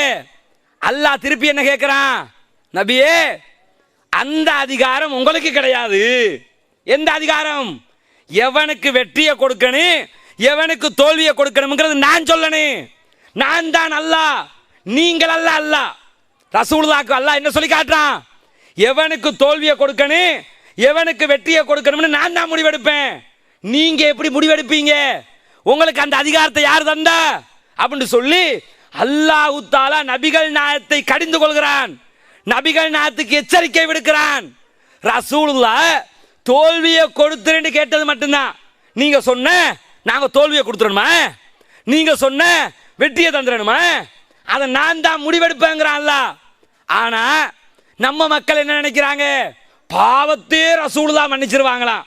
நான் கேட்கிறேன், இதை போய் பள்ளிக்குள்ள உட்கார்ந்து படிக்கிறீங்களே, இதை பள்ளிக்குள்ள உட்கார்ந்து படிக்கலாமா? முதல்ல இதை ஒரு மேடையில படிச்சாலே தப்பு. இதை வேற பள்ளிக்குள்ள உட்கார்ந்து எல்லாருமா வட்ட பண்ணி பாட்டு படிக்கிறீங்க. சில ஊர்களில் கொஞ்சம் ஓவரா போய், இந்த ஊர்ல எந்த அளவுக்கு போறாங்கன்னு தெரியல, ஓவரா போய் எந்த செய்வாங்க, இந்த ஹலரா நடத்துவாங்கல்ல, அல்லாஹு அல்லாஹு அல்லாஹு அல்லாஹு, பாத்துருக்கீங்களா? இதெல்லாம் ஹதரா நடத்துற இந்த மௌலுதுல உச்ச கட்டம் வந்து எங்க நிற்கும்? ஹதராவில் வந்து நிற்கும். தரீக்கத்துல ஒவ்வொரு தரீக்கா இருக்குல்ல, அந்த தரீக்கா இந்த தரீக்கா முஃப்லிகின் அது இதுன்னு எல்லா தரீக்காவுலையும் ஹதரா இருக்குது. என்ன ஹதரா? அப்படியே கட்டி பிடிச்சிக்கிடுவாங்க. ஒருத்தர் கட்டி பிடிச்சி அல்லாஹு அல்லாஹு அல்லாஹுன்னு ஆரம்பிப்பாங்களா? கொஞ்ச நேரத்தில் அல்லாஹூன்றதுல ஆ போயிரும், லஹு லஹு லஹு லஹூம்பாங்க. கொஞ்ச நேரத்தில் லா போயிரும், ஹூ ஹூ ஹூ ஹூ அப்படிம்பாங்க. எல்லாரும் ஹூ போடுற வேலையை தான் செய்வாங்க கடைசியில். நான் கேட்கிறேன், இதை இஸ்லாம் நினைக்கிறீங்களா? நபிகள் பெருமானார் ஸல்லல்லாஹு அலைஹி வஸல்லம் அவர்களை அல்லாஹ் கண்டிக்கிறான். அல்லாஹ்வுடைய அந்தஸ்து உங்களுக்கு வராது என்கிறான். நாம் எப்படி அவர்களுக்கு அல்லாஹ்வுடைய அந்தஸ்தை கொடுக்க முடியும்? இப்படி சொல்பவர்கள் எப்படி இஸ்லாமியர்களாக காட்டிக்கொள்ள முடியும்? அல்லாஹ்வுடைய தூதரை நேசிப்பது என்பது அவர்களை அல்லாஹ்வாக்குவதல்ல. இதைத்தான் ரசூலுல்லாஹ் சொன்னார்கள். ஈசாவை எப்படி அந்த சமூகத்தினர் வரம்பு மீறி புகழ்ந்து வழிகட்டு போனார்களோ அதுபோன்று நீங்கள் வழிகட்டு விடாதீர்கள். ஈசா அலைஹிஸ்ஸலாத்தை அல்லாஹ் மறுமையில் எழுப்புவானா, எழுப்பி கேட்பானா, ஈசாவே இந்த மக்கள் எல்லாம் உங்களை கடவுளுடைய குமாரர் என்று சொன்னார்கள், அல்லாஹ்ட புள்ள என்று சொல்லிக்கிட்டு இருந்தாங்க, நீங்க அதை ஒத்துக்கொள்றீங்களான்னு கேட்பாராம். அவர் என்ன சொல்லுவாரு? யா அல்லாஹ், எனக்கு என்ன தெரியும், என்னத்தான் நீ மேலே உயர்த்தி விட்டாய், எனக்கு இதுக்கு எந்த சம்மந்தமும் இல்லை யா அல்லாஹ். ஏன் சொல்ல வர்றேன்? இதே வார்த்தையை ரசூலுல்லாஹ் கை விடுவாங்க. எப்படி கை விடுவாங்க? எப்படி ரசூலுல்லாஹ் அல்லாஹ்ட்ட கேட்கும்போது ஒவ்வொருத்தரை சாட்சியா கொண்டு வருவான்ல, முகமதே இவர்கள் செய்வதற்கு நீங்கள் பொறுப்பா? ரசூலுல்லாஹ் பொறுப்பு இல்லை. யார் பொறுப்பு? இந்தியாக்காரன் தான் பொறுப்பு. யாரு? மேடு இந்தியா தானே, இந்தியாக்காரங்க தான் பொறுப்பாகலுமே தவிர ரசூலுல்லாஹ் பொறுப்பாக முடியாதுல்ல. ஏன் சொல்ல வர்றேன்? இது மார்க்கத்தில் நபிகள் நாயகம் காட்டி தரவில்லை, ஆதாரமே தேவையில்லை. இதுல உள்ள ஒவ்வொரு பாட்டு வரியையும் படிச்சு படிச்சு மார்க்கத்துக்கு முரணாகுதான்னு பார்க்கணுமா? இதுல ஒன்னும் பார்க்க தேவையில்லை. ஏன்? இது மார்க்கம் என்றால் 1400 வருடங்களுக்கு முன்பதாக அரபு தேசத்தில் வந்திருக்க வேண்டும். அரபு தேசத்தில் இது வரவில்லை, அல்லாஹ்வுடைய தூதர் காட்டி தரவில்லை. 300 வருடங்களுக்கு முன்பதாக இந்தியாவிலே உருவெடுத்தது. இந்தியாவிலே உருவெடுத்த ஒன்றை எப்படி மார்க்கமாக்குவது? இந்தியாக்காரங்களுக்கு வகி வருதா? அப்ப இந்தியாவிலும் ரசூலுல்லாஹ் வந்தாங்கன்னு சொல்ல வர்றீங்களா? அவர்கள் எழுதியதை எப்படி மார்க்கம் என்று சொல்லுவீர்கள்? நபிகள் பெருமானார் ஸல்லல்லாஹு அலைஹி வஸல்லம் அவருடைய மகன் இப்ராஹிம் அவர்கள் மரணிக்கிறார்கள். மாரியத் கிப்தியாவுக்கு பிறந்த இப்ராஹிம் அவர்கள் மரணிக்கிறார்கள். மரணிக்கிற நேரத்தில் நபிகள் பெருமானார் ஸல்லல்லாஹு அலைஹி வஸல்லம் அவர்களுக்கு எவ்வளவு கவலை, எந்த அளவுக்கு கவலைப்படுறாங்கடா ரசூலுல்லாஹ், நபிகள் நாயகத்திற்கே கண் கலங்குகிறது. அதே போன்று நபிகள் நாயகத்துடைய மகளுடைய குழந்தை மரண தருவாயில் இருக்கிறான். மகள் நபிகள் நாயகத்தை வர சொல்லுகிறார்கள். ரசூலுல்லாஹ் இடத்திற்கு வருகிறார்கள். வந்து பார்த்து அந்த குழந்தையை பார்த்தவுடன் நபிகள் நாயகத்துடைய இரு கண்களிலிருந்து கண்ணீர் கொட்டுகிறது. கொட்டுகிற நேரத்தில் சஹாபாக்கள் கேட்கிறார்கள், அல்லாஹ்வின் தூதரே, நீங்களுமா அழுகிறீர்கள்? உங்களுக்கும் அழுகை வருகிறதா? நீங்களும் கவலைப்படுகிறீர்களா? உங்களுக்கும் கவலை ஏற்படுமா என்று கேட்கும் போது அல்லாஹ்வின் தூதர் ஸல்லல்லாஹு அலைஹி வஸல்லம் அவர்கள் சொல்கிறார்கள், நானும் மனிதன் தானே அப்பா, எனக்கும் கவலை வரத்தானே செய்யும். நானும் பெற்றவன் தானே, எனக்கும் பிள்ளை இருக்கத்தானே செய்கிறது. எனது பிள்ளை மரணித்திருக்கிறார், நான் கவலைப்படுகிறேன். ரசூலுல்லாவுக்கு கவலை வந்துச்சு. தண்ட கவலையை ரசூலுல்லாவால நீக்கிக்க முடிஞ்சுதா? எதுக்கு சொல்ல வர்ற? நம்ம கவலையை ரசூலுல்லாஹ் நீக்குவாங்களா? ரசூலுல்லாவுக்கு வந்த கவலையை அல்லாஹ் தான் நீக்க வேண்டும். நம்ம கவலையை எப்படி அல்லாஹ் தஆலா நீக்காமல் நபிகள் நாயகம் நீக்க முடியும்? ஆனா இவங்க என்ன படிக்கிறாங்க? நபிகள் நாயகம் அவர்கள் நம்முடைய கவலைகளை போக்குவார்கள், கஷ்டங்களை போக்குவார்கள், பெரும்பாவத்தை போக்குவார்கள், சிறுபாவத்தை போக்குவார்கள். இது எதுக்கு தெரியுமா? இது ஒரு ஐடியா இருக்குது. என்ன செய்வான்னு கேட்டா, உலகத்தில் இருக்கிற 1 நம்பர் கொலைகாரன், 1 நம்பர் கொள்ளக்காரன், அந்த சமூகத்தில் இருக்கிற எல்லாருமே வருஷத்துக்கு ஒருக்கா சபரிமலைக்கு போயிடுவாங்க. போய் லட்டை வாங்கி சாப்பிட்டுட்டு 10 கோடி களவெடுத்திருப்பான், மங்கொள்ள அடிச்சிருப்பான். ஒரு 2 லட்சம் ரூபாய் காசை உண்டியலுக்குள்ள போட்டுருவான். போட்டா என்ன அர்த்தமா? சாமி நம்மளை மன்னிச்சிரும். விளங்குதா? 2 கோடி களவு, 10 கோடி களவு, 1 லட்சம் ரூபாய் தான் உண்டியலுக்குள்ள, மீதி எல்லாம் அவனுக்கு. சாமி நம்மளை மன்னிச்சிரும். அதே மாதிரி கிறிஸ்தவ மதத்தை எடுத்துக்கிறீங்க, எல்லா அயோக்கியத்தனத்தையும் மன்னிப்பிட்டு சேர்ச்சிக்கு போய், ஃபாதர் ஃபாதர் நான் இப்படி ஒன்று செஞ்சுட்டேன், என்னை மன்னித்து அருள் புரிவீர்களாக என்றா ஆமன் போயிட்டு வாம்பாரு. வழங்குதா? அப்ப என்ன அர்த்தம்? நீ பாவங்கள் மன்னிக்கப்பட்ட குழந்தாயாகிவிட்டாய். எரும மாட்டு வயசுல நிப்பான், என்ன சொல்லி அனுப்புவாரு? நீ குழந்தாயாகிவிட்டாய், போயிட்டு வா. இது மாதிரி இஸ்லாத்துல இல்ல. இஸ்லாத்துல ஹஜ்ஜுக்கு போய் உண்டியல் போடுறோமா? இஸ்லாத்துல இப்படி வேலை செய்யலுமா? இல்லையா? இவங்க பார்த்தாங்க, இஸ்லாத்துல இது இல்லையே, உண்டியல் கதையொன்றை கொண்டு வரணுமே, எங்கேயாவது பாவ மன்னிப்பு கேட்கிற மாதிரி வழி செய்யணுமே. அதுக்கு தான் இந்தியாக்காரன் சபரிமலையை பார்த்தான். அவங்களுக்கு சபரிமலை இருக்குது. இந்த பக்கம் பார்த்தான், இவங்களுக்கு சேர்ச், பெரிய பெரிய சேர்ச் எல்லாம் அங்க கோயம்புத்தூர்ல இருக்குது, அங்க இருக்குது, இங்க இருக்குது. நமக்கு ஒன்னையுமே காணமே. நாம என்ன செய்வோம்? ஆபிரகா இன்னொரு கஅபா கட்டின மாதிரி நாம இதை உருவாக்கி பள்ளிவாசல் என்ற பேர்ல தர்காக்கள் அமைச்சிருவோம். அமைச்சாங்களா? மாட்டிக்கிட்டது யாரு? அவன் மட்டும் மாட்டல, இங்க இருக்கிற அப்பாவிகளும் சேர்ந்து மாட்டிக்கிட்டாங்க. எப்படி மாட்டினாங்க? நபிகள் நாயகத்தை புகழுகிறோம் என்ற பேர்ல இந்த பாவத்தை செய்கிற அளவுக்கு தள்ளப்பட்டு விட்டார்கள். ரசூலுல்லாவை புகழுகிறோம் என்று எங்களுடைய பாவங்களை மன்னிக்க கூடியவர்கள் நீங்கள் தான் நபிகள் நாயகம் என்று நபிகள் நாயகத்தினத்தில் கையேந்தக்கூடிய காட்சிகளாக இன்றைய இஸ்லாமிய சமூகத்தினர் மாறி இருக்கக்கூடிய அவலத்தை பார்க்கிறோம். இது ரசூலுல்லாவை நேசிக்கிறதா? இதுதான் ரசூலுல்லா மேல பாசம் வைக்கிறதா? ஏன்னு கேட்டா, இந்த சமூகத்தில் நிறைய பித்அத்துகள் இருக்குல்ல, இது மட்டும் இல்ல பித்அத்து. அப்ப ரசூலுல்லாஹி ஸல்லல்லாஹு அலைஹி வஸல்லம் அவங்க என்ன சொல்றாங்க? இந்த மார்க்கத்தில் புதிதாக உருவாக்கப்படுகிற அத்தனையும் பித்அத்துகள், அத்தனை பித்அத்துகளும் வழிகேடுகள், அத்தனை வழிகேடுகளும் உங்களை நரகத்தில் கொண்டு போய் சேர்க்கும் அப்படிங்கிறாங்க. இதை சொல்லி என்ன சொல்லுவோம்? நபிகள் நாயகம் மௌலிது ஓதல, நீங்களும் ஓதாதீங்க. நபிகள் நாயகம் 5 கால தொழுகைக்கு பிறகு கூட்டு துவா ஓதவும் இல்லை, சஹாபாக்கள் ஆமீன் சொல்லவும் இல்லை. நீங்களும் ஓதாதீங்க, ஆமீன் சொல்லாதீங்க. நபிகள் நாயகம் சுபஹ் தொழுகல, குனூத் ஓதல, நீங்களும் ஓதாதீங்க. நபிகள் நாயகம் ஜும்மாவுல அசாக்கோல் வச்சுக்கிட்டு இருக்கல, நீங்களும் வச்சுக்கிட்டு இருக்காதீங்க. இப்படி ஒவ்வொரு பித்அத்தா சொல்ல. நபிகள் நாயகத்துடைய காலத்துல பிலால் ரலியல்லாஹு அன்ஹு பாங்கு சொன்னாங்க. அதே போல அப்துல்லா இப்னு உம்மி மக்தூம் ரலியல்லாஹு அன்ஹு பாங்கு சொன்னாங்க. அவர்களுடைய பாங்கின் ஆரம்பம் அல்லாஹ் அக்பராக இருந்தது, இறுதி லா இலாஹா இல்லல்லாஹ்வாக இருந்தது. அதுக்கு முன்னாடி எந்த செலவாத்தையும் அவங்க சொல்லல. அது பித்அத், அதை சொல்லாதீங்க. என்ன சொல்லுவாங்க? பாத்தீங்களா, சவுதிக்காரன் கொடுக்கிற காசு வேலை செய்யுது, பாத்தீங்களா, இஸ்ரேல் காரன் காசு வேலை செய்யுது. இப்ப மகரிபுக்கு சொன்ன செலவாத்தை இப்ப காணமே, இப்ப யார காசு வேலை செஞ்சுச்சு? நான் கேட்கிறேன், இப்ப எதுக்கு? இப்ப இதைத்தான் சொல்றோம். இது கிண்டலுக்கு சொல்லல. எதுக்கு சொல்றேன்? வாங்க குர்ஆனை பாருங்க, ஹதீஸை பாருங்க. எல்லாருமே நாம அத்தனை பேரும் சொர்க்கத்துக்கு போக தானே கஷ்டப்படுறோம். மௌலித ஓதுகிற மக்கள் கூட எந்த எண்ணத்துல நீங்க ஓதுறீங்க? ரசூலுல்லாஹ்வை புகழ்றோம் நினைச்சுக்கிட்டு தப்பு பண்றீங்க. இதைத்தான் சொன்னோம், செய்யாதீங்க. மார்க்கத்தில் இல்ல. எப்படி மகரிபுக்கு சொல்லிட்டு இஷாவுல விட்டீங்களோ இது மாதிரி ஒவ்வொன்றா விடுவோம். இன்னைக்கு விட்டது இன்ஷால்லா தொடர்ந்து விடுவாங்கன்னு நினைக்கிறேன். இது மாதிரி விட்டுட்டாலே சந்தோஷம், விடத்தானே வேணும். மகரிபு சொன்ன இஷாவுல காணோம்னா இது பிறகு காணாம போயிடணும். மார்க்கத்தில் இல்ல. அவங்க நாம சொன்னதுக்காக விடல. எதுக்காக விட்டார்கள்? அல்லாஹ்வுடைய மார்க்கத்தில் இது இல்ல, அதற்காக விட்டு இருக்கிறார்கள். இன்ஷா அல்லாஹ் தொடர்ந்தும் அந்த பிதத்தை விட்டு விடுவார்கள், செய்ய மாட்டார்கள். அதே போன்று நிறைய பிதத்தில் இந்த மார்க்கத்தில் நுழைய வைக்கப்பட்டிருக்கிறது. இந்த ஒவ்வொரு பிதத்திலும் இல்லாமலாக்கப்பட வேண்டும். நபிகள் பெருமானார் ஸல்லல்லாஹு அலைஹி வஸல்லம் அவர்களுக்கு அல்லாஹ் தஆலா இறக்கி அருளிய திருமறை குர்ஆனிலே சொல்கிறான், வமை யக்ஃபிரு ذுனூப இல்லல்லாஹ், அல்லாஹ்வை தவிர பாவங்களை மன்னிக்க கூடியவர்கள் யார் இருக்கிறார்கள்? இந்த ஊரிலே இருக்கக்கூடிய உலமாக்களுக்கு இந்த வசனம் தெரியாதா? இந்த ஊரிலே இருக்கக்கூடிய அறிஞர்களுக்கு இந்த வசனம் தெரியாதா? நான் கேட்கிறேன், இந்த அத்தனை பேரும் ஏன் திருமறை குர்ஆனை படிக்க கூடாது? ஏன் திருமறை குர்ஆனுக்கென்று விளக்க மாநாடுகள் நடத்தக்கூடாது? ஏன் திருமறை குர்ஆனை மக்கள் மயப்படுத்த கூடாது? குர்ஆன் படிச்சா உங்களுக்கு விளங்காது. ஏன் ஏன் விளங்காதுன்னு சொல்றாங்க தெரியுமா? உங்களுக்கு விளங்கிட்டா மௌலவியை விளக்கி விட்டுருவீங்க. எதுக்கு? குர்ஆன் படிக்கிறது நமக்கு விளங்காதுன்னு சொல்லி தருவாங்க. குர்ஆனை படிச்சிடாதீங்க, உங்களுக்கெல்லாம் விளங்குமா? ஆயக்கலைகள் 68 படித்தால் தான் அது விளங்கும். இந்த ஆயக்கலைகள் 68 எங்க இருந்து எடுத்தாங்கன்னு தெரியல.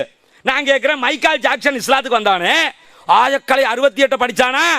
அவனுக்கு ஆயக்கலையும் தெரியாது, ஆயாட கதையும் தெரியாது. ஏன் இந்த அப்துல்லா ராஜமாணிக்கம் இருக்காரு, அவர் வந்து ஆயக்கலை 68 படிச்சுட்டு வந்தாரோ? ஆயக்கலை 68 இந்த தான் கேட்கிறாரோ தெரியல. அந்த அளவுக்கு அதுக்கு சப்ஜெக்டே இல்ல. அவர் பூசாரியா, கோயில் பூசாரியாக இருந்தார். சுப்ஹானல்லாஹ். நாம சொல்றோம் இதை போலீஸ் ஸ்டேஷன்ல, ஏங்க தடுக்கிறீங்க? கோயில் பூசாரியாக இருந்த ஒருவர் குர்ஆனை, திருமறை குர்ஆனை படித்துவிட்டு இன்றைக்கு ஏகத்துவத்தில் நுழைந்திருக்கிறார். அவர் இஸ்லாத்திற்கு வந்த வரலாற்றை சொல்லி காட்டும் போது இந்த மக்களுக்கு படிப்பினையா இல்லையா? இந்த மக்கள் அதனூடாக தாங்களும் இஸ்லாத்தை புரிய வேண்டும் என்று ஆசைப்படுவார்களா இல்லையா என்று சொன்னா நோட்டீஸோட வந்து நிக்கிறாங்க. முன்னாள் பூசாரியாம் இவர், பாத்துக்கிறங்க. எல்லாம் இவர் யாருங்கிறதும் நாங்க யாருங்கிறது எல்லாம் புத்தியான்சைக்கு தெரியும். எல்லாம் இங்க உள்ள உங்க போலீஸை விட இதை விட பெரிய உயர்மட்ட போலீஸுக்கே நாங்க என்ன செய்யறோம் என்ன சொல்றோம்னு தெரியும். அங்க வந்து அப்துல்லா ராஜமாணிக்கம் கௌதே என்று சொல்லி பாடம் நடத்த தேவையில்லை. ஏன் தேவையில்லை? அந்த பாடம் நடத்த தேவையில்லை. உங்களுக்கு நாங்க இந்த பாடம் நடத்துறோமே. நீங்கள் மார்க்கத்தை படித்துக்கொண்டு, திருமறை குர்ஆனை படித்துக்கொண்டு, அப்பாவி பொதுமக்கள் ஒன்றும் தெரியாமல் இருக்கிறார்கள். அவர்களுக்கு மார்க்கம் தெரியவில்லை. மார்க்கம் தெரியாதவர்களை நபிகள் நாயகத்தை நேசிக்கிறோம் என்ற பெயரில் இவ்வளவு பெரிய பாவத்தை சுமக்க வைத்து வழிகேட்டுக்கு அழைத்து செல்கிறீர்கள். நான் நினைக்கிறேன், இங்க இருக்கக்கூடிய பெரும்பாலானவர்களுக்கு தெரியல, மௌலவிக்கு கூட தெரியுமோ தெரியல. ஆனா அவர் என்ன செய்யணும்? குர்ஆனை படிக்கணும். அல்லாஹ் என்ன சொல்றான்? பாவங்களை மன்னிக்க கூடிய அதிகாரம் ரப்புக்குத்தான் இருக்கிறது அப்படின்னு சொல்லும் போது ரப்பிடத்திலான கையேந்தனே மௌலுது படிக்கிறதுல என்ன நடக்க போகுது? குல் யா இபாதியல்லதீன அஸ்ரபு அலா அன்ஃபுஸிஹிம், தங்களுக்கு தாங்களே அநியாயம் இழைத்துக் கொண்ட அடியார்களே என்று நபியை நீங்கள் அழைத்து சொல்லுங்கள். என்ன சொல்லணும்? லா தக்னது மின் ரஹ்மத்தில்லாஹ், அல்லாஹ்வுடைய ரஹ்மத்திலே நீங்கள் நிராசை அடைந்து விடாதீர்கள். அல்லாஹ் உங்களுக்கு ரஹ்மத்து செய்ய மாட்டான்னு நினைச்சிடாதீங்க. அல்லாஹ்ட்ட கேளுங்க. ஆனா அல்லாஹ்ட்ட கேட்க வேண்டிய சமுதாயம் எப்படி ஆக்கிட்டாங்க? ஏதாவது கஷ்டம் வந்தா அல்லாஹ்ட்ட கேளுங்கன்னு சொல்லி கொடுக்கணுமா? கீழே விழப்போக்கில் யாமோதின்னு பழகி கொடுத்தாங்க. எப்படி? கீழே விழும்போதே அல்லாஹ் அல்லாஹ் என்று பழக்க வேண்டியது யாமோதின்னு சொல்லி கொடுத்துட்டாங்களா? அப்ப ரசூலுல்லாஹ்வுக்கு என்ன சொல்லி கொடுத்துருப்பாங்க? அதான் எல்லா இடத்துலையும் இருக்குல்ல. குர்ஆன் மதரசால இப்ப இந்த தௌஹீதினுடைய மறுமலர்ச்சி ஏற்பட்டதுக்கு பிறகு நிறைய இந்த குர்ஆன் மதரசாக்கள்ல கல்வி அமைச்சு கூட சில மாற்றங்களை கொண்டு வந்திருக்குது. அந்த முஸ்லீம் கலாச்சார அமைச்சு கூட நிறைய இந்த அகதியாண்டெல்லாம் கொண்டு வந்து ஒரு அளவுக்கு முழுமையா இல்லாட்டியும் சில மாற்றங்களை கொண்டு வந்திருக்காங்க. என்னென்ன மாற்றம்? உதாரணம் சொல்றேன். முந்தி எப்படி மதரசால ஓதி தருவாங்க? அரபி அலிப் பே தே சே அப்படியே எம்பேங்கிற மாதிரி இருக்கும். வணங்குதா?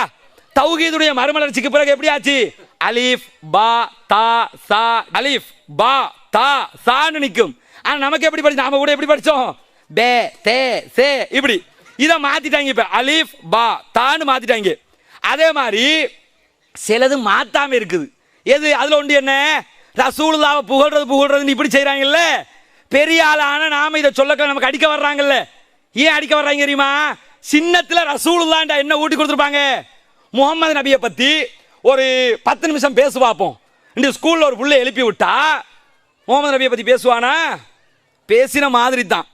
இதே நேரத்தில் ரஜினிகாந்தை பத்தி ஒரு 20 நிமிஷம் பேசு பார்ப்போம். ரஜினிகாந்த சொல்லி அவன் ஆரம்பத்தில் நடிச்ச படத்துல இருந்து கடைசி வரை சொல்லி முடிச்சிருவாங்க. ஏன்? ரஜினிகாந்த் இந்த சமூகத்துக்கு நல்லா தெரியும், அஜித் குமார் இந்த சமூகத்துக்கு நல்லா தெரியும். அல்லாஹ்வுடைய தூதர் என்ன தெரியுமா? முகமது நபி அவர்கள் கண்ணை மூடிக்கிடுவான். இப்படி எங்கள் நெய்னார் முகமது ஸல்லல்லாஹு அலைஹி வஸல்லம் அவர்கள் மக்காவிலே பிறந்து மதீனாவிலே மரணித்தார்கள் அப்படி சொல்லுவான். அப்படி மனப்பாடத்தில் சொல்லுவாங்க, மக்காவிலே பிறந்து மதீனாவிலே மரணித்து அவருடைய தாயின் பேர் ஆமினா, தந்தையார் பேர் அப்துல்லா. இப்படி மன ஒரு 2 நிமிஷத்துல முடிஞ்சிடும். இதுதான் ரசூலுல்லாவுக்கு எங்கள் நெய்னார் அரபியில் இருக்கா? நாங்க எங்கள் நெய்னாண்டு தமிழ்நாட்டில் சொல்லுவாங்க, நைனா வாண்டு வாப்பா கூப்பிடுவாங்கல்ல, நைனா வாக்கிட்டாங்க ரசூலுல்லா உங்களுக்கு நைனாவா? நைனா மைனா சொல்றதுக்கு தான் அல்லாஹ்வுடைய தூதர் இருக்காங்களா? அல்லாஹ்வுடைய தூதரை கண்ணியப்படுத்துற மெத்தேட் இதுதானே? அப்ப அல்லாஹ்வுடைய தூதர் பிள்ளைகளுக்கு தெரியல. ஏன் தெரியல? அல்லாஹ்வுடைய தூதரை சொல்லிக் கொடுக்கறதுக்கு பதிலா நைனாவை இல்ல சொல்லிக் கொடுக்குறாங்க. அப்ப எப்படி அல்லாஹ்வுடைய தூதரை தெரியும்? அல்லாஹ்வை பத்தி தெரியல. அல்லாஹ்வை பத்தி சொல்லிக் கொடுக்க வேண்டியதை அப்படி அப்துல் காதர் ஜீலானிக்கு சொல்லிக் கொடுத்தாச்சு. என்ன சொல்லிக் கொடுத்தாச்சு? அப்துல் காதர் ஜீலானி அவர்கள் அப்படி அல்லாஹ்வையே காப்பாத்தினவர். லுக்மானுல் ஹக்கீம் அவர்கள், லுக்மான் என்ற சூரா லுக்மானை எடுத்து பாருங்கள் உலமாக்களே. லுக்மான் அவர்கள் தன்னுடைய மகனுக்கு சொல்லிக் கொடுத்த உபதேசத்தில் என்ன சொல்லுகிறார்? யா புனையே, எனது அருமை மகனே, லா துஷ்ரிக் பில்லாஹ், எந்த காரணம் கொண்டும் மௌலிது போன்றவற்றை ஓதி இணை வைத்து விடாது. அது இணை வைப்பு. தாயத்து போற்றாத, தகடு போற்றாத, மந்திரிச்சிராத, பேயோட்டிராத, ஜின் வைத்தியம் பாத்துறாத, எல்லாத்தையும் சுருக்கமா என்ன கொடுக்கிறாரு? லா துஷ்ரிக் பில்லாஹ், அல்லாஹ்வுக்கு இணை வைக்காதே. ஏன் இணை வைக்க வேண்டாம் என்கிறார்? அப்படி இணை வைப்பது மிகப்பெரிய பாவம் அப்படின்னு சொல்லிட்டு, இந்த அல்லாண்டா யாருன்னு சொல்லி கொடுக்கணும்ல, அல்லாஹ்க்கு இணை வைக்காதுன்னு சொல்லியாச்சு. அல்லாண்டு யாருன்னு சொல்லி கொடுக்கணுமா இல்லையா? அல்லாண்டு யாருன்னு சொல்லி கொடுக்காதான பிரச்சனை. இப்ப என்ன சொல்லி கொடுத்துருக்காங்க? அல்லாண்டா எங்கட கடவுள், நாங்க வணங்குறவன், நீங்க வணங்குறவன், நாங்க வணங்குறவன், நீங்க வணங்குறவன், நாங்க வணங்குறவன். எப்படி சொல்லி கொடுத்துருக்காங்க? தவளை கதை மாதிரி சொல்லி கொடுத்துருக்காங்க. தவளை கதை தெரியுமில்ல? ஒரு ஆசிரியர் கூப்பிட்டு மாணவன்கிட்ட கேட்டாராம், நீரிலும் நிலத்திலும் வாழக்கூடிய ஒரு பிராணியை சொல்லு. மாணவன் சொன்னானா தவளைண்டு. திருப்பி கேட்டாராம் ஆசிரியர், நீரிலும் நிலத்திலும் வாழக்கூடிய இன்னொரு பிராணியை சொல்லு அப்படின்னு. திரும்ப சொன்னானாம் மாணவன், 2வது தவளை. அது மாதிரி அல்லாண்டா யாரு? நம்மளை படைச்சவன். சரி, நம்மளை படைச்சவன் யாரு? அல்லாஹ். அல்லாண்டா யாரு? நம்மளை படைச்சவன். இப்படியே மாறி மாறி சொல்லிக்கிட்டு இருப்பாங்க. எதுக்கு சொல்ல வரேன்? அல்லாண்டா யாருன்னு சொல்லி கொடுக்கல. சூரா லுக்மானை புரட்டி பாருங்கள். இன்னஹா இன்தகு மிஸ்கால ஹப்பத்தின் மின் ஹர்தலின் ஃபதகுன் ஃபீ ஸஹரத்தின் அவ் ஃபீ ஸமாவாத்தி அவ் ஃபில் அர்ல் யாதி பிஹல்லாஹ். அல்லாஹ் என்பவன் எப்படிப்பட்டவன்? அல்லாஹ் என்பவன் இன்னஹா இன்தகு மிஸ்கால ஹப்பத்தின் மின் ஹர்தலின் ஃபதகுன் ஃபீ ஸஹரத்தின் அவ் ஃபீ ஸமாவாத்தி அவ் ஃபில் அர்ல் யாதி பிஹல்லாஹ். அல்லாஹ் என்பவன் ஒரு கடுகு அல்லது அதை விட ஒரு சிறிய பொருள். கடுகு இருக்குதுங்க, கடுகை விட சிறிய பொருள் எது? அணு. எதுனாலும் வச்சுக்கிறீங்க. இந்த கடுகு அல்லது அதை விட ஒரு சிறிய பொருள் ஃபதகுன் ஃபீ ஸஹரத்தின், ஒரு கட்பாறைக்குள் இருக்கிறது என்று வைத்துக் கொள்ளுங்கள். அவ் ஃபீ ஸமாவாத், அல்லது வானத்திற்குள் இருக்கிறது என்று வைத்துக் கொள்ளுங்கள். அவ் ஃபில் அர்ல், அல்லது பூமிக்கு அடியிலே இருக்கிறது என்று வைத்துக் கொள்ளுங்கள். யாதி பிஹல்லாஹ். அந்த கடுகு வானத்திற்குள் இருந்தாலும் பூமிக்கு அடியிலே இருந்தாலும் கட்பாறைக்குள் இருந்தாலும் உங்களுடைய சேட்டலைட்டுகளுக்கு தெரியாமல் இருக்கலாம், உங்களுடைய சிஐடிக்கு தெரியாமல் இருக்கலாம், உங்களுக்கு தெரியாமல் இருக்கலாம். யாதி பிஹல்லாஹ், அல்லாஹ்வுக்கு தெரியும். லுக்மான் அலைஹிஸ்ஸலாம் என்ன சொல்லி கொடுக்குறாங்க? மகனே, அல்லாஹ்டா யார் தெரியுமாடா ராஜா? அல்லாஹ் நல்லா விளங்கிக்க. அல்லாஹ் எப்படிப்பட்டவன்? இந்த உலகத்தில் இருக்கிற அத்தனை அதிகாரங்களும், இந்த உலகத்தை படைத்தவன், காப்பவன், அழிப்பவன், இந்த உலகத்தில் உணவளிப்பவன், நோய் தருபவன், நோய் நீக்குபவன், எல்லாமே அல்லாஹ்தான் என்று சொல்லி அல்லாண்டா யாருன்னு விளக்கம் கொடுக்கிறாரு. இது இந்த சமுதாயத்திற்கு சொல்லிக் கொடுக்கப்பட்டிருந்தால் இந்த சமுதாயத்தை சேர்ந்தவர்கள் இந்த மௌலிது குப்பையை ஓதுவார்களா? இதனை வைத்துக் கொண்டு பாட்டு படிப்பார்களா? நான் கேட்கிறேன், ரசூலுல்லாஹ் காலத்தில் இது நடந்திருந்தா எப்படி இருந்திருக்கும்? யோசிச்சு பாருங்க. புதிய சட்டம் உருவாகி இருக்கும். ஏன் சொல்றேன் தெரியுமா? அல்லாஹ்வுடைய தூதர் ஸல்லல்லாஹு அலைஹி வஸல்லம் பள்ளிவாசலுக்குள் என்னவெல்லாம் செய்தார்கள்? பள்ளிவாசல் ஆட்சி பீடமாக இருந்தது. பள்ளிவாசல் தான் முஸ்லிம்களின் தொழும் கூடமாக இருந்தது. பள்ளிவாசல் தான் நிர்வாகம் நடத்துகிற இடமாக இருந்தது. எல்லாத்தையும் செஞ்ச ரசூலுல்லாஹ் பள்ளிக்குள்ள பாட்டு படிச்சாங்களா? இப்படி மௌலூத் ஓதினாங்களா? இல்லையே. இல்லாதது நாம எப்படி செய்ய முடியும்? எந்த அளவுக்கு இந்த சமுதாயத்தை இந்த இதுகளை வழிகெடுத்திருப்பாங்கன்னு கேட்டா, இப்ப இந்த ஊருக்குள்ள தரீகா, அதாவது தரீகாவை சேர்ந்தவர்களும் இருப்பார்கள், ஆங்காங்கே தப்லீக்கும் இருக்கும்ல, ரெண்டும் ஒரே சேம்ல இருக்கிறது எல்லாம் சூபித்துவ கொள்கைங்கிறதுனால போற போக்குல இன்னொரு தகவலையும் இந்த இஸ்மாயில் அசரத்தை பத்தின ஒரு தகவலையும் சொல்லிட்டு போயிடணும். ஏன் இந்த மௌலூதோட சேர்ந்து வர்றது அவரு இதை இந்த அளவுக்கு யோசிக்க போய் எப்படி ஆயிடுச்சுன்னு கேட்டா, மனிதர்களுக்கு இந்த ஜின்னு பைத்தியம் கொஞ்சம் பேருக்கு இருக்குது. ஜின்னு வந்து ஆபரேஷன் பண்ணுதான் இப்ப வழங்குதா. எந்த யூனிவர்சிட்டியில MBBS ஆச்சோ தெரியல.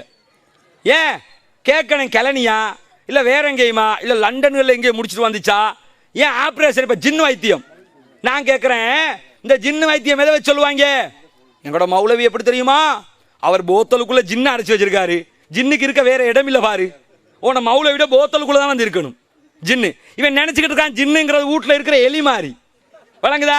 அதனாலதான் ஜின்னை வந்து போத்தலுக்குள்ள வச்சிருக்காராம். ஏன் கொஞ்சம் ஏசிய போட்டு ரூமுக்குள்ள வைங்களே, வைக்கலுமா? ஏன் சொல்ல வர்றேன், அவர் ஜின்னெல்லாம் வச்சிருக்காரு. ஜின்னு என்ன வாப்பா செய்யும் கேட்டா, இந்த இஸ்மாயில் அசரத்து தப்லீக் ஜமாத்துல ஒருத்தர் இருக்கார்ல, கதை சொல்லுவாங்க. இவர் வந்து கதையெல்லாம் சும்மா கரெக்டா யோசிச்சு செய்வாங்க வழங்குதா. இவர் வந்து அபரண காட்டை தாண்டி புலனறுவைக்கு பைக்ல போய்கிட்டு இருந்திருக்காரு. போற வழியில அபரண காடு வேணும் இந்த கதைக்கு, அதனால அபரணையை கொண்டு வந்துட்டாங்க. யாழ வில்பத்து எல்லாம் வரல.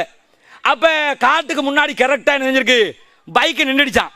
நின்று முடிய இப்ப என்ன செய்யணும், பைக் நின்றுடுச்ச ஸ்டார்ட் பெட்ரோல் திறந்து பார்த்துக்காரு, பெட்ரோல் இல்ல. ஆலிம்சா நீங்க அபரண காட்டை தாண்டீங்கன்னா முதல்ல போற வழியில தம்புள்ள ஜங்ஷன்ல பெட்ரோல் செட் இருக்கு, அங்க அடிச்சுட்டு போயிருக்கணும். அவர் நினைச்சிருக்காரு, அதை பார்க்காம போயிருக்காரு. அபரண காடு நடுக்காடு, யானை காடு இல்ல, இப்ப என்னடா செய்யறது அப்படின்னு யோசிச்சாராம். உடனே எங்களுடைய ஆலிம்சா எப்படிப்பட்டவர் தெரியுமா, ஜின்னை கூப்பிட்டுருக்காரு. ஜின் கம்மிய கூப்பிட்டு, எனக்கு பெட்ரோல் இல்லை, கொஞ்சம் ஒரு லிட்டர் பெட்ரோல் ஊத்து அப்படின்றதோட தேத்தண்ணி வக்கரன்ன மாதிரி ஊத்திட்டு போயிருக்குது. ஊத்திட்டு போனதோட இவர் வண்டி எடுத்துக்கிட்டு அப்படி ஜாலியா போயிட்டாராம். இதை எப்படி சொல்லி காட்டுவாங்க தெரியுமா, எப்படி ஆள் தெரியுமா, உங்களுக்கு எல்லாம் தெரியாது. தௌஹீத்காரனுக்கு என்ன தெரியும், தௌக்காரனுக்கு ஒன்றும் தெரியாது. எங்கட உலமாக்கள் எப்படி தெரியுமா, ஜின்னை வச்சிருக்காங்க, பெட்ரோல் இல்லாட்டி பெட்ரோல் ஊத்தும். மீன் லங்காக்கு 500 மில்லியன் நஷ்ட ஈடு கொடுக்கணும். இப்ப மீன் லங்கா பெட்ரோல் இல்லாம நிறைய பிளைட் இருக்குது. ஊத்துவாரா இஸ்மாயில் மௌலவி மீன் லங்காவுக்கு? ஊத்த ஏழுமான்னு கேட்கிறேன் நான். என்ன அப்ப சொல்ல வர்றீங்க, அதெல்லாம் ஊத்த இயலாது. ஏன் ஊத்த இயலாது, அது பிளைட் தானே, அது வந்து ஒரிஜினல் பெட்ரோல் விளக்குதா. என்ன சொல்ல வர்றீங்க, அப்ப உங்களோட பைக்குக்கு மட்டும் ஜின்னு ஊத்தும்னா ஏன் பிளைட்டுக்கு ஊத்தாது? கொஞ்சம் ஃப்ரீயா இருந்தா எங்கட ஹெட் ஆபீஸுக்கு ஒரு 7-8 பெரல் அனுப்பி வைங்களே, ஃப்ரீயா ஊத்திட்டு போறோம். காசு கேட்கறான், பெட்ரோல் விலை கூடிடுச்சு. இது மட்டும் கவர்மெண்ட்டுக்கு தெரிஞ்சா இஸ்மாயில் அசரத்தை முதல்ல கூப்பிட்டு வச்சுக்கிருவான். ஏன் ஈரானும் தேவையில்ல ஒன்றும் தேவையில்ல, நீங்க வாங்க ஆஜியார், நுரச்சோலைக்கு கூட்டு போயிருவாங்க. ஏன் ஒன்றும் தேவையில்ல ஆஜியார், ஓயா இந்த மெத்தனிங் அப்படின்றான். ஏன் ஆஜியார் தானே, ஆஜியார் கோவாத்தி அண்டேப்பா, நீங்க எங்களுக்கு தான் வேணுமே, உங்கள்ட்ட தான் ஜின்னு இருக்கா இல்லையா? நான் கேட்கிறேன், இஸ்லாம்டா அது ஜின்னுக்கு ஒரு மினிஸ்டர் போஸ்ட் கிடைச்சிரும். 250ஓட 251 நீ வச்சுக்க போ. நீ வந்து பெட்ரோலியம் மற்றும் அந்த எண்ணெய் வளங்கள் மற்றும் பெட்ரோலிய அமைச்சர், இதுக்கு பிறகு முகமது ஜின் போச்சா. நான் கேட்கிறேன், இஸ்மாயில் அசரத்து அவரு சொன்னாரான்னு தெரியல, ஆனா அந்த மக்கள்கிட்ட இந்த கதை பரவலா இருக்குது. இந்த கதை இந்த மக்கள்கிட்ட இருக்குது. அவுலியாக்கள் கதை என்ன, அவுலியாக்கள் கதை இந்த காலி டிஸ்ட்ரிக்ட்ல போய் பாத்தீங்கன்னா இந்த மௌலூத் ஓதுற அத்தனை பேர் என்ன சொல்லுவாங்க, இந்த கிந்தோட்டையில ஒரு அவுலியா இருக்காரு, அவர் ஜியாரத்துக்கு முன்னாடி கல் ஒன்று இருக்குமா, கல்லுல பெரியோர் யானையிட காலடி வச்சிருக்கும். கேட்டா என்ன சொல்லுவாங்க, நம்ம ஏன் இந்த யானையோட காலடி வச்சிருக்குன்னு கேட்டா, அது என்ன தெரியுமா, இந்த அவுலியா கடல்ல யானையில தான் வந்தாராம். இவர் கப்பல் கிடைக்கல பாருங்க, கடல்ல இவர் யானையில வந்திருக்காரு. நான் கேட்கிறேன், உலகத்துல திமிங்கிலத்துல வந்தேன்னு சொன்னா கூட நம்புவாங்க, யானையில வந்தேன்னு சொன்னா நம்புவானுங்களா? ஆனா அதையும் ஒரு கூட்டம் அவுலியா தானே வந்தாலும் வந்திருப்பாருன்றவாங்க. எப்படி அவுலியா வராம சொல்லுவாங்களா? இந்த பெண்கள் இருக்காங்கல்ல, பெண்கள் இந்த ரமலான் காலத்துல பலாய் கழுகுறது பார்த்திருக்கீங்களா? எப்படி கழுவுவாங்க, நோம்ப பிடிச்சு கொண்டு அவன் அப்படியாம் இவன் இப்படியாம் எல்லாத்தையும் சொல்லிட்டு, சரி நமக்கு எதுக்கு அடுத்த வேண்ட வேலை, அடுத்த வேண்ட பலாய் நாம எதுக்கு கழுகணும், எல்லாத்தையும் கழுவி முடிஞ்சு கடைசியில நமக்கு எதுக்கு இதுன்ற மாதிரி இவங்க என்ன சொல்லுவாங்க, எல்லாத்தையும் கேட்டுட்டு இல்லாம சொல்லுவாங்களா? இருந்தா தான் சொல்லியிருப்பாங்க. நான் கேட்கிறேன், இவ்வளவு கதை எழுதி வச்சிருந்தா இந்த மக்கள் இஸ்லாத்தின் பக்கம் வருவார்களா? இந்து மதம் தோற்று போகிற அளவுக்கு கதைகளை எழுதி வைத்திருக்கிறீர்கள். அது மட்டும் இல்ல, இந்த மௌலிதுல என்ன எல்லாம் எழுதுறாங்க தெரியுமா? எழுதுறார்கள் அடுத்த வரி ஒரு லொட்டி இருக்கு. இதுல என்னென்ன அநியாயங்கள் அனாச்சாரங்கள் என்று கேட்டீங்கன்னா ஒரு நிறைய தொகுத்து வைத்திருக்கிறார்கள். என்ன சொல்றாங்கன்னு கேட்டா லாக்கத் பி அல் அஸ்பாப் ஃபஜேது ஹாதல் பாப். என்ன சொல்றாங்கன்னு கேட்டா நபியே எனக்கு காரணங்கள் நெருக்கடியாகி விட்டன, என்னுடைய காரணங்கள் எல்லாம் எனக்கு ரொம்ப டைட் ஆயிடுச்சு, அதனால் ஃபஜேது ஹாதல் பாப் நபியே தங்களுடைய இந்த வாசலை நாடி வந்து விட்டேன். உனக்கு கஷ்டம் உண்டா அல்லாட்ட கையேந்தனு என்ன சொல்றாரு? எனக்கு கஷ்டம் வந்து விட்டது நபியே, உங்களுடைய வாசல் தேடி வந்தோம். நாவூர் அனிபா சொல்லுவார்ல, நீ எங்கே எங்கே எங்கே நாவூர் பிரதோசி படிப்பாரு, அது மாதிரி தேடி வந்தோம் ஐயாங்கிற மாதிரி இவர் தேடி போயிருக்காரு. எங்க தேடி போயிருக்கிறாரு? நபிகள் நாயகத்துடைய வாசலை தேடி வந்து தங்களுடைய இந்த வாசல் படிகளை நாங்கள் முத்தமிட வேண்டும். ஏன் முத்தமிடணும் தெரியுமா? இந்த வாசல் படியை முத்தமிட்டு உங்களுடைய திருப்பொருத்தத்தையும் உங்களை நேசித்தவர்களுடைய திருப்பொருத்தத்தையும் நாங்கள் ஆசை வைக்கிறோம். நான் கேட்கிறேன், நபிகள் நாயகம் உயிரோடு இருக்கும் போது சஹாபாக்களுக்கு எத்தனை கஷ்டங்கள் வந்ததப்பா, எத்தனை துயரங்கள் வந்தது. அவ்வளவு கஷ்டங்கள் வந்த நேரத்தில் நபியே உங்களுடைய பாதம் தேடி வந்தோம், படிக்கட்டுகளை முத்தமிட வந்தோம் என்று எங்காவது சொன்னார்களா? ஒரு நபித்தோழர் வருகிறார் நபிகள் நாயகத்திடத்தில் வந்து சொல்லுகிறார், அல்லாவின் திருத்தூதர் அவர்களே, நாங்கள் கிஸ்ரா கைசர் போன்ற மிக பெரும் மன்னர்களை எல்லாம் பார்க்கிறோம். அவர்கள் எப்படி இருக்கிறார்கள் தெரியுமா? அவர்களுடைய கால்களில் மக்கள் விழுந்து கும்பிடுகிறார்கள், மக்கள் கால்களில் சாஷ்டாங்கம் செய்கிறார்கள், கும்பிட்டு வணங்குகிறார்கள். நீங்கள் அல்லாஹ்வுடைய தூதர், உங்க காலில் நாங்க விழக்கூடாதா? உங்க காலில் நாங்க விழுந்து வணங்க கூடாதா அப்படின்னு கேட்கிறாங்களா? கேட்கும் போது கண்மணி நாயகம் ஸல்லல்லாஹு அலைஹி வஸல்லம் அவர்கள் என்ன சொன்னார்கள்? இந்த மார்க்கத்தில் அடுத்தவனுடைய காலில் விழுவது, படிக்கட்டை முத்தமிடுவது எல்லாம் இந்த மார்க்கத்தில் உள்ளதல்ல.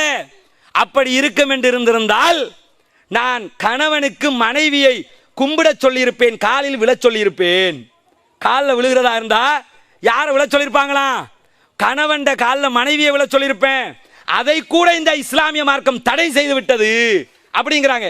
அப்ப இந்த மார்க்கத்தில் காலில் விழுகிறது, கும்பிடுறது, படிக்கட்டை முத்தமிடுறது ஏதாவது இருக்குதா? இல்லையே. இல்லாத போது எப்படி செய்ய முனைந்தீர்கள்?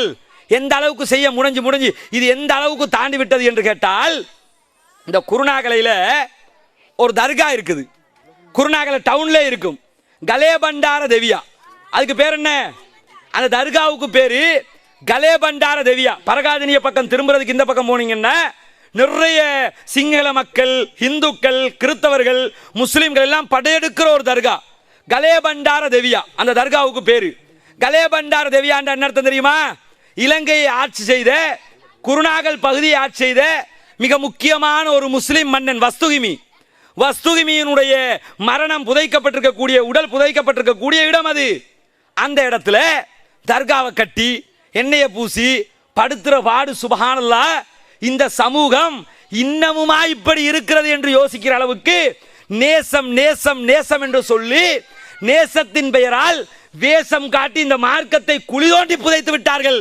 கேட்டா நாங்க ரசூலுல்லாஹ்வை நேசிக்கிறோம், நபிகள் நாயகத்தை பாசம் வைக்கிறோம், ரசூலுல்லாஹ்வை நாங்க நேசிக்கிற மாதிரி நீங்க நேசிப்பீங்களா? உங்களை விட ஒருபடி மேலாகவே நேசிப்போம். எப்படி நேசிப்போம்? நபிகள் நாயகத்தின் பெயரால் அண்மையிலே என்ன செஞ்சிருந்தான்னு கேட்டா, லக்பி மேலோ லங்காதீப்பிலையோ என்ன செஞ்சிருந்தான்னு கேட்டா திவைன, அதுல ரசூலுல்லாஹ்னு சொல்லி விளங்காம ஒரு போட்டோ போட்டான். திவைனையில ரசூலுல்லாஹ்வுடைய போட்டோன்னு சொல்லி விளங்காம கூகுள்ல இருந்து சர்ச் பண்றான் போல தாடி வச்சு ஒருத்தர போட்டோவை போட்டு முகமது நபின்னு போட்டான். உள்ளம் கொதித்து விட்டது. ஏன் கொதிச்சு? இந்த சமுதாயம், இந்த ஏகத்துவம் பேசுகிற மக்கள் துடிதுடித்து விட்டார்கள். துடிதுடித்து போனது மட்டுமல்ல, நாளைக்கே நீ மன்னிப்பு கேட்காவிட்டால் உன்னுடைய பத்திரிகை அலுவலகம் என்ன ஆகும் என்று எங்களுக்கு சொல்ல முடியாது. அந்த அளவுக்கு நாங்கள் நபிகள் நாயகத்தை நேசிக்கிறோம். ரசூலுல்லாஹ் மேல போட்டோ போடுவியா நீ? ரசூலுல்லாஹ்வுக்கு படம் எடுப்பியா நீ? நபிகள் நாயகத்தை நேசிக்கிறோம். எப்படி நேசிக்கிறோம்? ரசூலுல்லாஹ்வோடு நாளை மறுமையிலே இருக்க வேண்டும் என்று ஆசைப்படுவோம். நபிகள் நாயகம் சொன்ன ஒரு வார்த்தைக்கு மாற்றமாக வெளிக்கிளம்பி செல்ல மாட்டோம். எந்த அளவுக்குன்னு கேட்டா நாங்க பார்க்கிறோம். எந்த அளவு சொல்லுவாங்க தெரியுமா? இந்த பிரச்சனையோட சம்பந்தப்பட்டதுனாலும் சொல்லிடுறோம். என்ன இப்ப நபிகள் நாயகத்தை நேசிக்கிறேங்கிறீங்களே, நான் கேட்கிறேன், நபிகள் நாயகத்தை நேசிப்பவர்கள் தான் பள்ளிவாசலை நிர்வகிப்பவர்களாக இருப்பார்கள். இந்த பள்ளிவாசல் ட்ரஸ்டி போர்டில் எத்தனை பேருக்கு தாடி இருக்குது பார்த்தோம். எங்க பார்த்தோம்? நிட்டம்போ போலீஸ் ஸ்டேஷன்லையும் பார்த்தோம், நீதிமன்றத்திலும் பார்த்தோம்.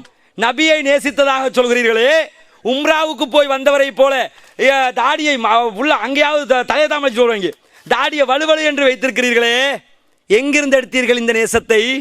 ரசூலுல்லாவை நாங்கள் நேசிக்கிறோம். இங்க உள்ள எல்லாரையும் பாருங்க, தாடி வச்சிருப்பாங்க. ஏன் நாங்க முசுப்புக்கு வைக்கல, ரசூலுல்லாவை நேசிக்கிறார்கள், தாடி வைக்கிறோம், ரசூலுல்லாவை நேசிக்கிறோம். கொஞ்சம் பேர் பாத்தீங்களா தொழுகிறாங்க, ஆம்பளை பொம்பளை எல்லாம் சேர்ந்து தொழுகிறாங்க. ஏன் தொழுதோம்? ரெண்டு பேரும் சேர்ந்து தொழல. ஆண்கள் முன்னால் தொழுதார்கள், பெண்கள் பின்னால் தொழுதார்கள். நபிகள் பெருமானார் ஸல்லல்லாஹு அலைஹி வஸல்லம் அவர்கள் சொல்லுகிறார்கள், நான் தொழுகை நடத்தி கொண்டிருப்பேன், நான் தொழுகை நடத்தி கொண்டிருக்கிற நேரத்தில் எனக்கு பின்னால் பெண்கள் தொழுவார்கள். தொழுகிற நேரத்தில் பெண்களுடைய குழந்தைகளின் அழும் சத்தம் கேட்கும். நான் மிகப்பெரிய சூறாக்களை ஓதி தொழுகை நடத்த வேண்டும் என்று நினைப்பேன். ஆனால் தொழுகை நடத்த முடியாமல் சுருக்கமாக தொழுவித்து விடுவேன். காரணம், எனக்கு பின்னால் தொழுகிற பெண்கள் தங்களுடைய குழந்தைகள் அழுகிற சத்தம் எனக்கு கேட்கிறது. அவர்கள் குழந்தையை பார்க்க வேண்டும் என்பதற்காக நான் சுருக்கமாக தொழுவித்து விடுவேன். ரசூலுல்லாவுக்கு பின்னாடி நபிகள் நாயகத்துடைய காலத்திலேயே பள்ளிவாசலுக்கு பெண்கள் போய் தொழுதார்கள். ரசூலுல்லா திடலுக்கு வர சொல்லி பெருநாள் தொழுகை நடத்தினார்கள். இருக்கிற இடத்தில் எல்லாம் தொழ முடியும் என்று இருக்கிறது. அந்த அடிப்படையில் தொழுகை நடத்தினோம். நபியை நேசிக்கிறோம். ஆனா நபியை நேசிக்கிறோம் என்று சொல்லி நபிக்கு நேசம் வைக்கிறோம் என்ற பெயரில் மௌலிது ஓதுவதற்காக சட்டப்படி ஏறி வருகிறீர்களே, போலீஸ் ஸ்டேஷனுக்கு வந்தீர்களே, நபியை நேசிக்கிற உங்களுடைய நெத்த தாடியிலே முகத்திலே தாடியை காணவில்லை. அப்பா என்ன நேசம் உங்களுடைய நேசம்? தாடி வைக்க அல்ப காசு கொடுத்து வலிச்சு வீசுற முடிய வைத்து கொண்டு போவதற்கு உங்களுக்கு மனசு வரவில்லையா? இந்த அளவுக்கு கூட ஈமான் இல்லையா? நான் கேட்கிறேன் சகோதரர்களே, தாடியை வலிக்கிறதுனால நஷ்டம் தான். பிளேடுக்கு காசு, பாபருக்கு காசு, எல்லாத்துக்கும் காசு, இதெல்லாம் பிரச்சனையா இல்லையா?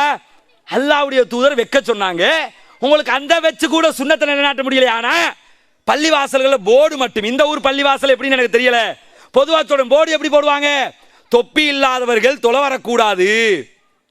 இப்படி போட்டா என்ன ஆகும்? தொப்பிக்கு மார்க்கத்துக்கு சம்பந்தம் இருக்குதா? இல்ல. உண்மையிலே சுன்னா தாடி, தாடி இல்லாதவர்கள் தொலை வரக்கூடாதுன்னு போர்டு போட்டா தலைவரும் செயலாளரும் நம்மள மாதிரி வேற மார்க்கஸ் தான் கட்டணும். ஏன் வேற மார்க்கஸ் கட்டணும்? அதான் அங்க வர வேணாம்ன்றாங்கல்ல. தாடி இல்ல, ஏன் உண்மையான சுன்னா தானே. அது மட்டும் இல்ல, இந்த கொஞ்ச நாளைக்கு முன்னாடி என்ன செஞ்சாங்கன்னா தப்லீக் மார்க்கஸ்ல எல்லாம் ரப்பர்ல தொப்பி வச்சாங்க, பிளாஸ்டிக்ல. எதுக்கு தொப்பி? தொப்பியை பிளாஸ்டிக்ல வச்சு பாத்துக்கல, வளவள தொப்பி, வளவள தொப்பிய பிளாஸ்டிக்ல செஞ்சு பள்ளிவாசல்ல போர்டை போட்டு தொப்பியை பக்கத்தில் வச்சிருப்பாங்க, தொப்பி இல்லாமல் யாரும் தொழக்கூடாது அப்படின்னு. சரி, பிரச்சனை இல்லப்பா, இல்லாத சுண்ணத்துக்கு ஒரு தொப்பியை கொண்டாந்து வச்சுட்டீங்க. அதே மாதிரி நீங்க தாடி வைக்காம இருக்கிறீங்க, தாடி இல்லாமல் தொழக்கூடாது ஒரு போர்டை போட்டு பிளாஸ்டிக்ல கொஞ்சம் தாடியை வைங்க, யார் யார் ஒற்றான்னு பார்க்க கொஞ்சம் ஆசையா இருக்குது. அப்படியாவது ரசூலுல்லாவை நேசிக்கிறீங்களான்னு பாப்போமே. நேசிப்பீங்களா? நான் கேட்கிறேன், இந்த நேசம் உடல் அளவில் வர வேண்டும், உள்ளத்தளவில் வர வேண்டும். நபியை நேசிப்பது என்பது பாட்டு படிப்பதல்ல. பாட்டு படிப்பது தான் நபியை நேசிப்பது என்றால் உங்களை விட அதிகமாகவே அருமையாகவே ஏஆர் ரஹ்மான் படித்திருக்கிறான் பாடல்கள், உண்மையில் படித்திருக்கிறான்.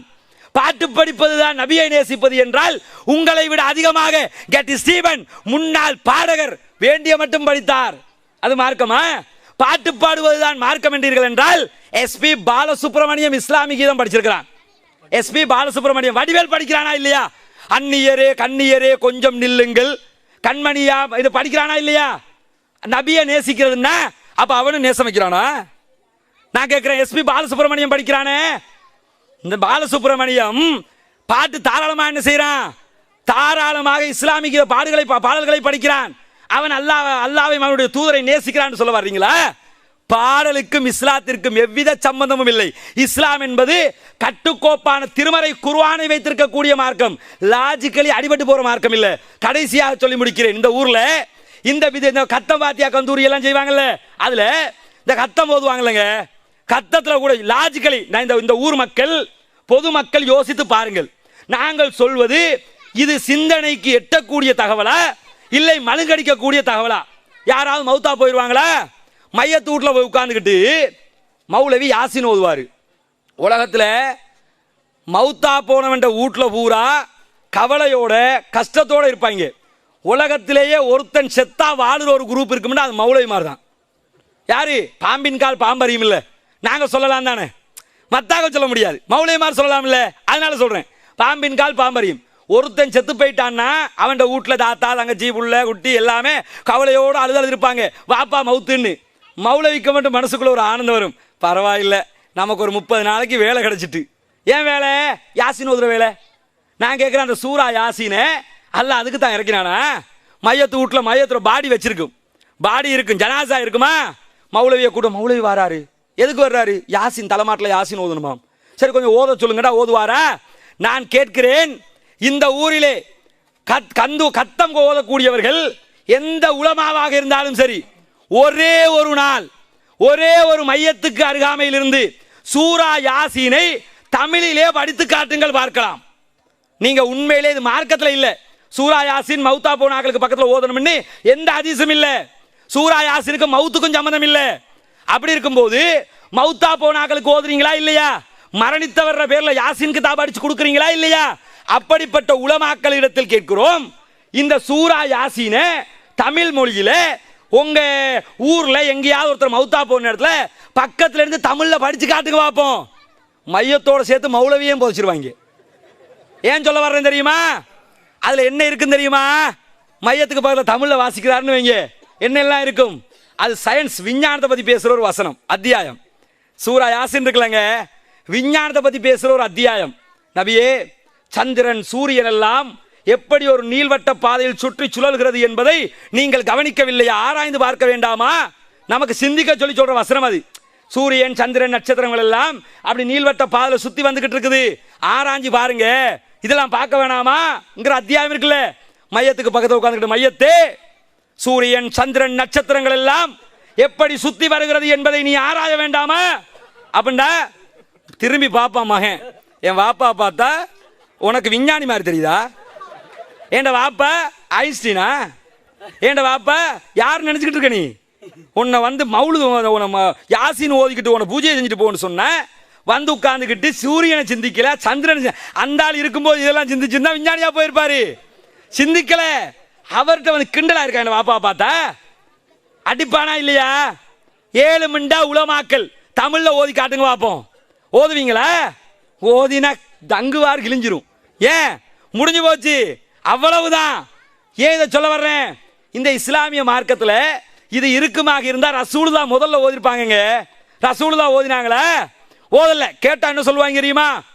உடனே நீங்க மௌலுது படிக்கலாமா கேட்டா, ஏன் ஹஸ்ஸான் இப்னு சாபித் ரலியல்லாஹு அன்ஹு கவிதை படிக்கலையா? உடனே கேள்வி, ஆதாரம் இதுக்கு.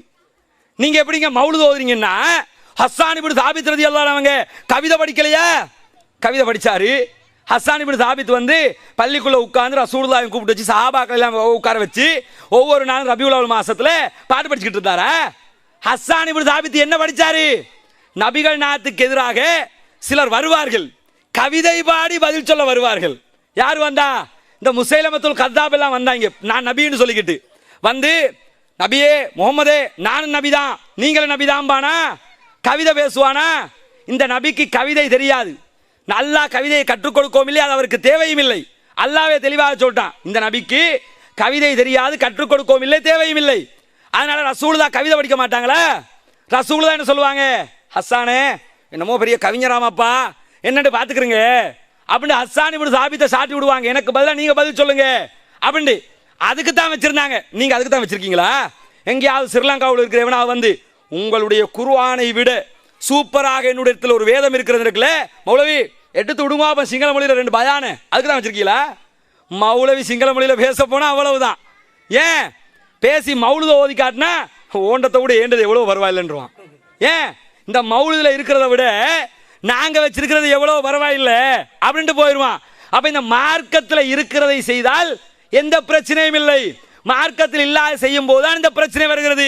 ரபியுல் அவ்வலுக்கு ஒரு மதுஹப் ஒரு மௌலிது, ரபியுல் ஆகிருக்கு ஒரு மௌலிது, அப்துல் காதர் ஜீலானிக்கு ஒரு மௌலிது, இப்படி காலாகாலம் நபியை நேசிக்கிறோம் என்ற பெயரில் நபிகள் நாயகத்தை கேவலப்படுத்துகிற இந்த காரியத்தை பார்க்கிறீர்களே, கொஞ்சம் சிந்தித்து பாருங்கள் சகோதரர்களே.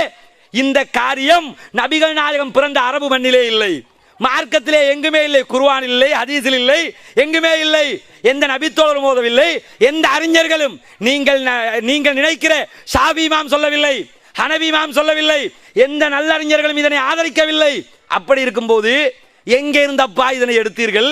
எடுத்தது மாத்திரம் இல்லாமல் இதுதான் மார்க்கம் என்று செயல்பட்டுக் கொண்டிருக்கிறீர்களே, இதுதான் மார்க்கம் என்றால் ஆதாரம் எங்கே? நாங்கள் இன்றைக்கு பேசிவிட்டு சென்று விடுவோம். இறுதியாக சொல்லி முடிக்கிறேன். நாங்கள் பேசிட்டு போயிடுவோமா? நாளைக்கு நினைஞ்சிடக்கூடாது. கொஞ்சம் பேர் எங்கள்கிட்ட ஆதாரம் இருக்குது, அது இருக்குது, இது இருக்குதும்பாங்கல்ல. இருந்தால் சந்தோஷம். என்ன சந்தோஷம்? அல்ஹம்துலில்லாஹ். யாரெல்லாம் இந்த மௌலிதை ஆதரிக்கிறீர்களோ, நபியை நேசிக்கிறோம் என்ற பெயரில் யாரெல்லாம் இந்த மௌலிதுகளை ஓதுகிறீர்களோ அத்தனை பேருக்கும் சொல்லிக் கொள்கிறோம், நீங்கள் உங்கள் கருத்தில் உண்மையாளர்களாக இருந்தால் ஸ்ரீலங்கா தௌஹீத் ஜமாத்தோடு இந்த மௌலிதுகள் மார்க்கத்தில் இருக்கிறதா இல்லையா என்பதை ஒண்டிக்கு ஒண்டி ஒரு விவாதத்தின் ஊடாக குர்ஆன் ஹதீஸ் சொல்லில் பேசி தீர்மானிப்பதற்கு தயாரா என்று சொல்லுங்கள். நாங்கள் தயார். ஏன் தயார்? இந்த ஜமாத் இது மார்க்கம் அல்ல, மௌலிதுகள் குப்பைகள் என்பதை நிரூபிப்போம். நீங்கள் தயார் என்றால் பகிரங்க சவால் விடுக்கிறோம். இன்ஷா அல்லாஹ் நீங்கள் உங்கள் கருத்தில் உண்மையாளர்களாக இருந்தால் ஸ்ரீலங்கா தௌஹீத் ஜமாத் எங்களை விவாதத்துக்கு கூப்பிட்டாங்க, கொஞ்சம் அவங்களை அரெஸ்ட் பண்ணுங்கன்னு கேஸுக்கு போகாம கடிதம் அனுப்புங்க. என்ன செய்யுங்க? ஸ்ரீலங்கா தௌஹீத் ஜமாத் திருப்பி அந்த போலீஸ்காரன் பாவம் அவங்களுக்கு வேலை வெட்டி இருக்குது, அவங்க டிஸ்டர்ப் பண்ண வேணாம். அதனால அவங்கள விட்டுவிட்டு ஒரே ஒரு கடிதம், லெட்டர் பேடில் ஒரே ஒரு கடிதம் தலைவர் கையெழுத்து போட்டு செயலாளர் கையெழுத்து போட்டு நாங்கள் விவாதத்துக்கு தயார் என்று அனுப்புங்கள். துள்ளி குதித்து வருவதற்கு நாங்கள் தயார். இது மார்க்கமல்ல, அனாச்சாரம் என்பதை நிரூபித்து இன்ஷா அல்லாஹ் நீங்கள் வந்தீர்களோ இல்லையோ, இதே ஹொரகொல்லையில் இந்த தௌஹீதினுடைய எழுச்சியை உண்டாக்கி இந்த மக்களுக்கு குர்ஆன் சுன்னாவை போதிப்பது தொடர்ச்சியாக நடைபெறும் இன்ஷா அல்லாஹ் என்று இந்த கூட்டத்தில் தெரிவித்துக் கொண்டு எனக்கு இந்த நேரத்தை தந்து அருளி அல்லாஹ்வுக்கு எல்லா புகழும் என்று கூறி முடித்துக் கொள்கிறேன். வாஹிர் தவானா.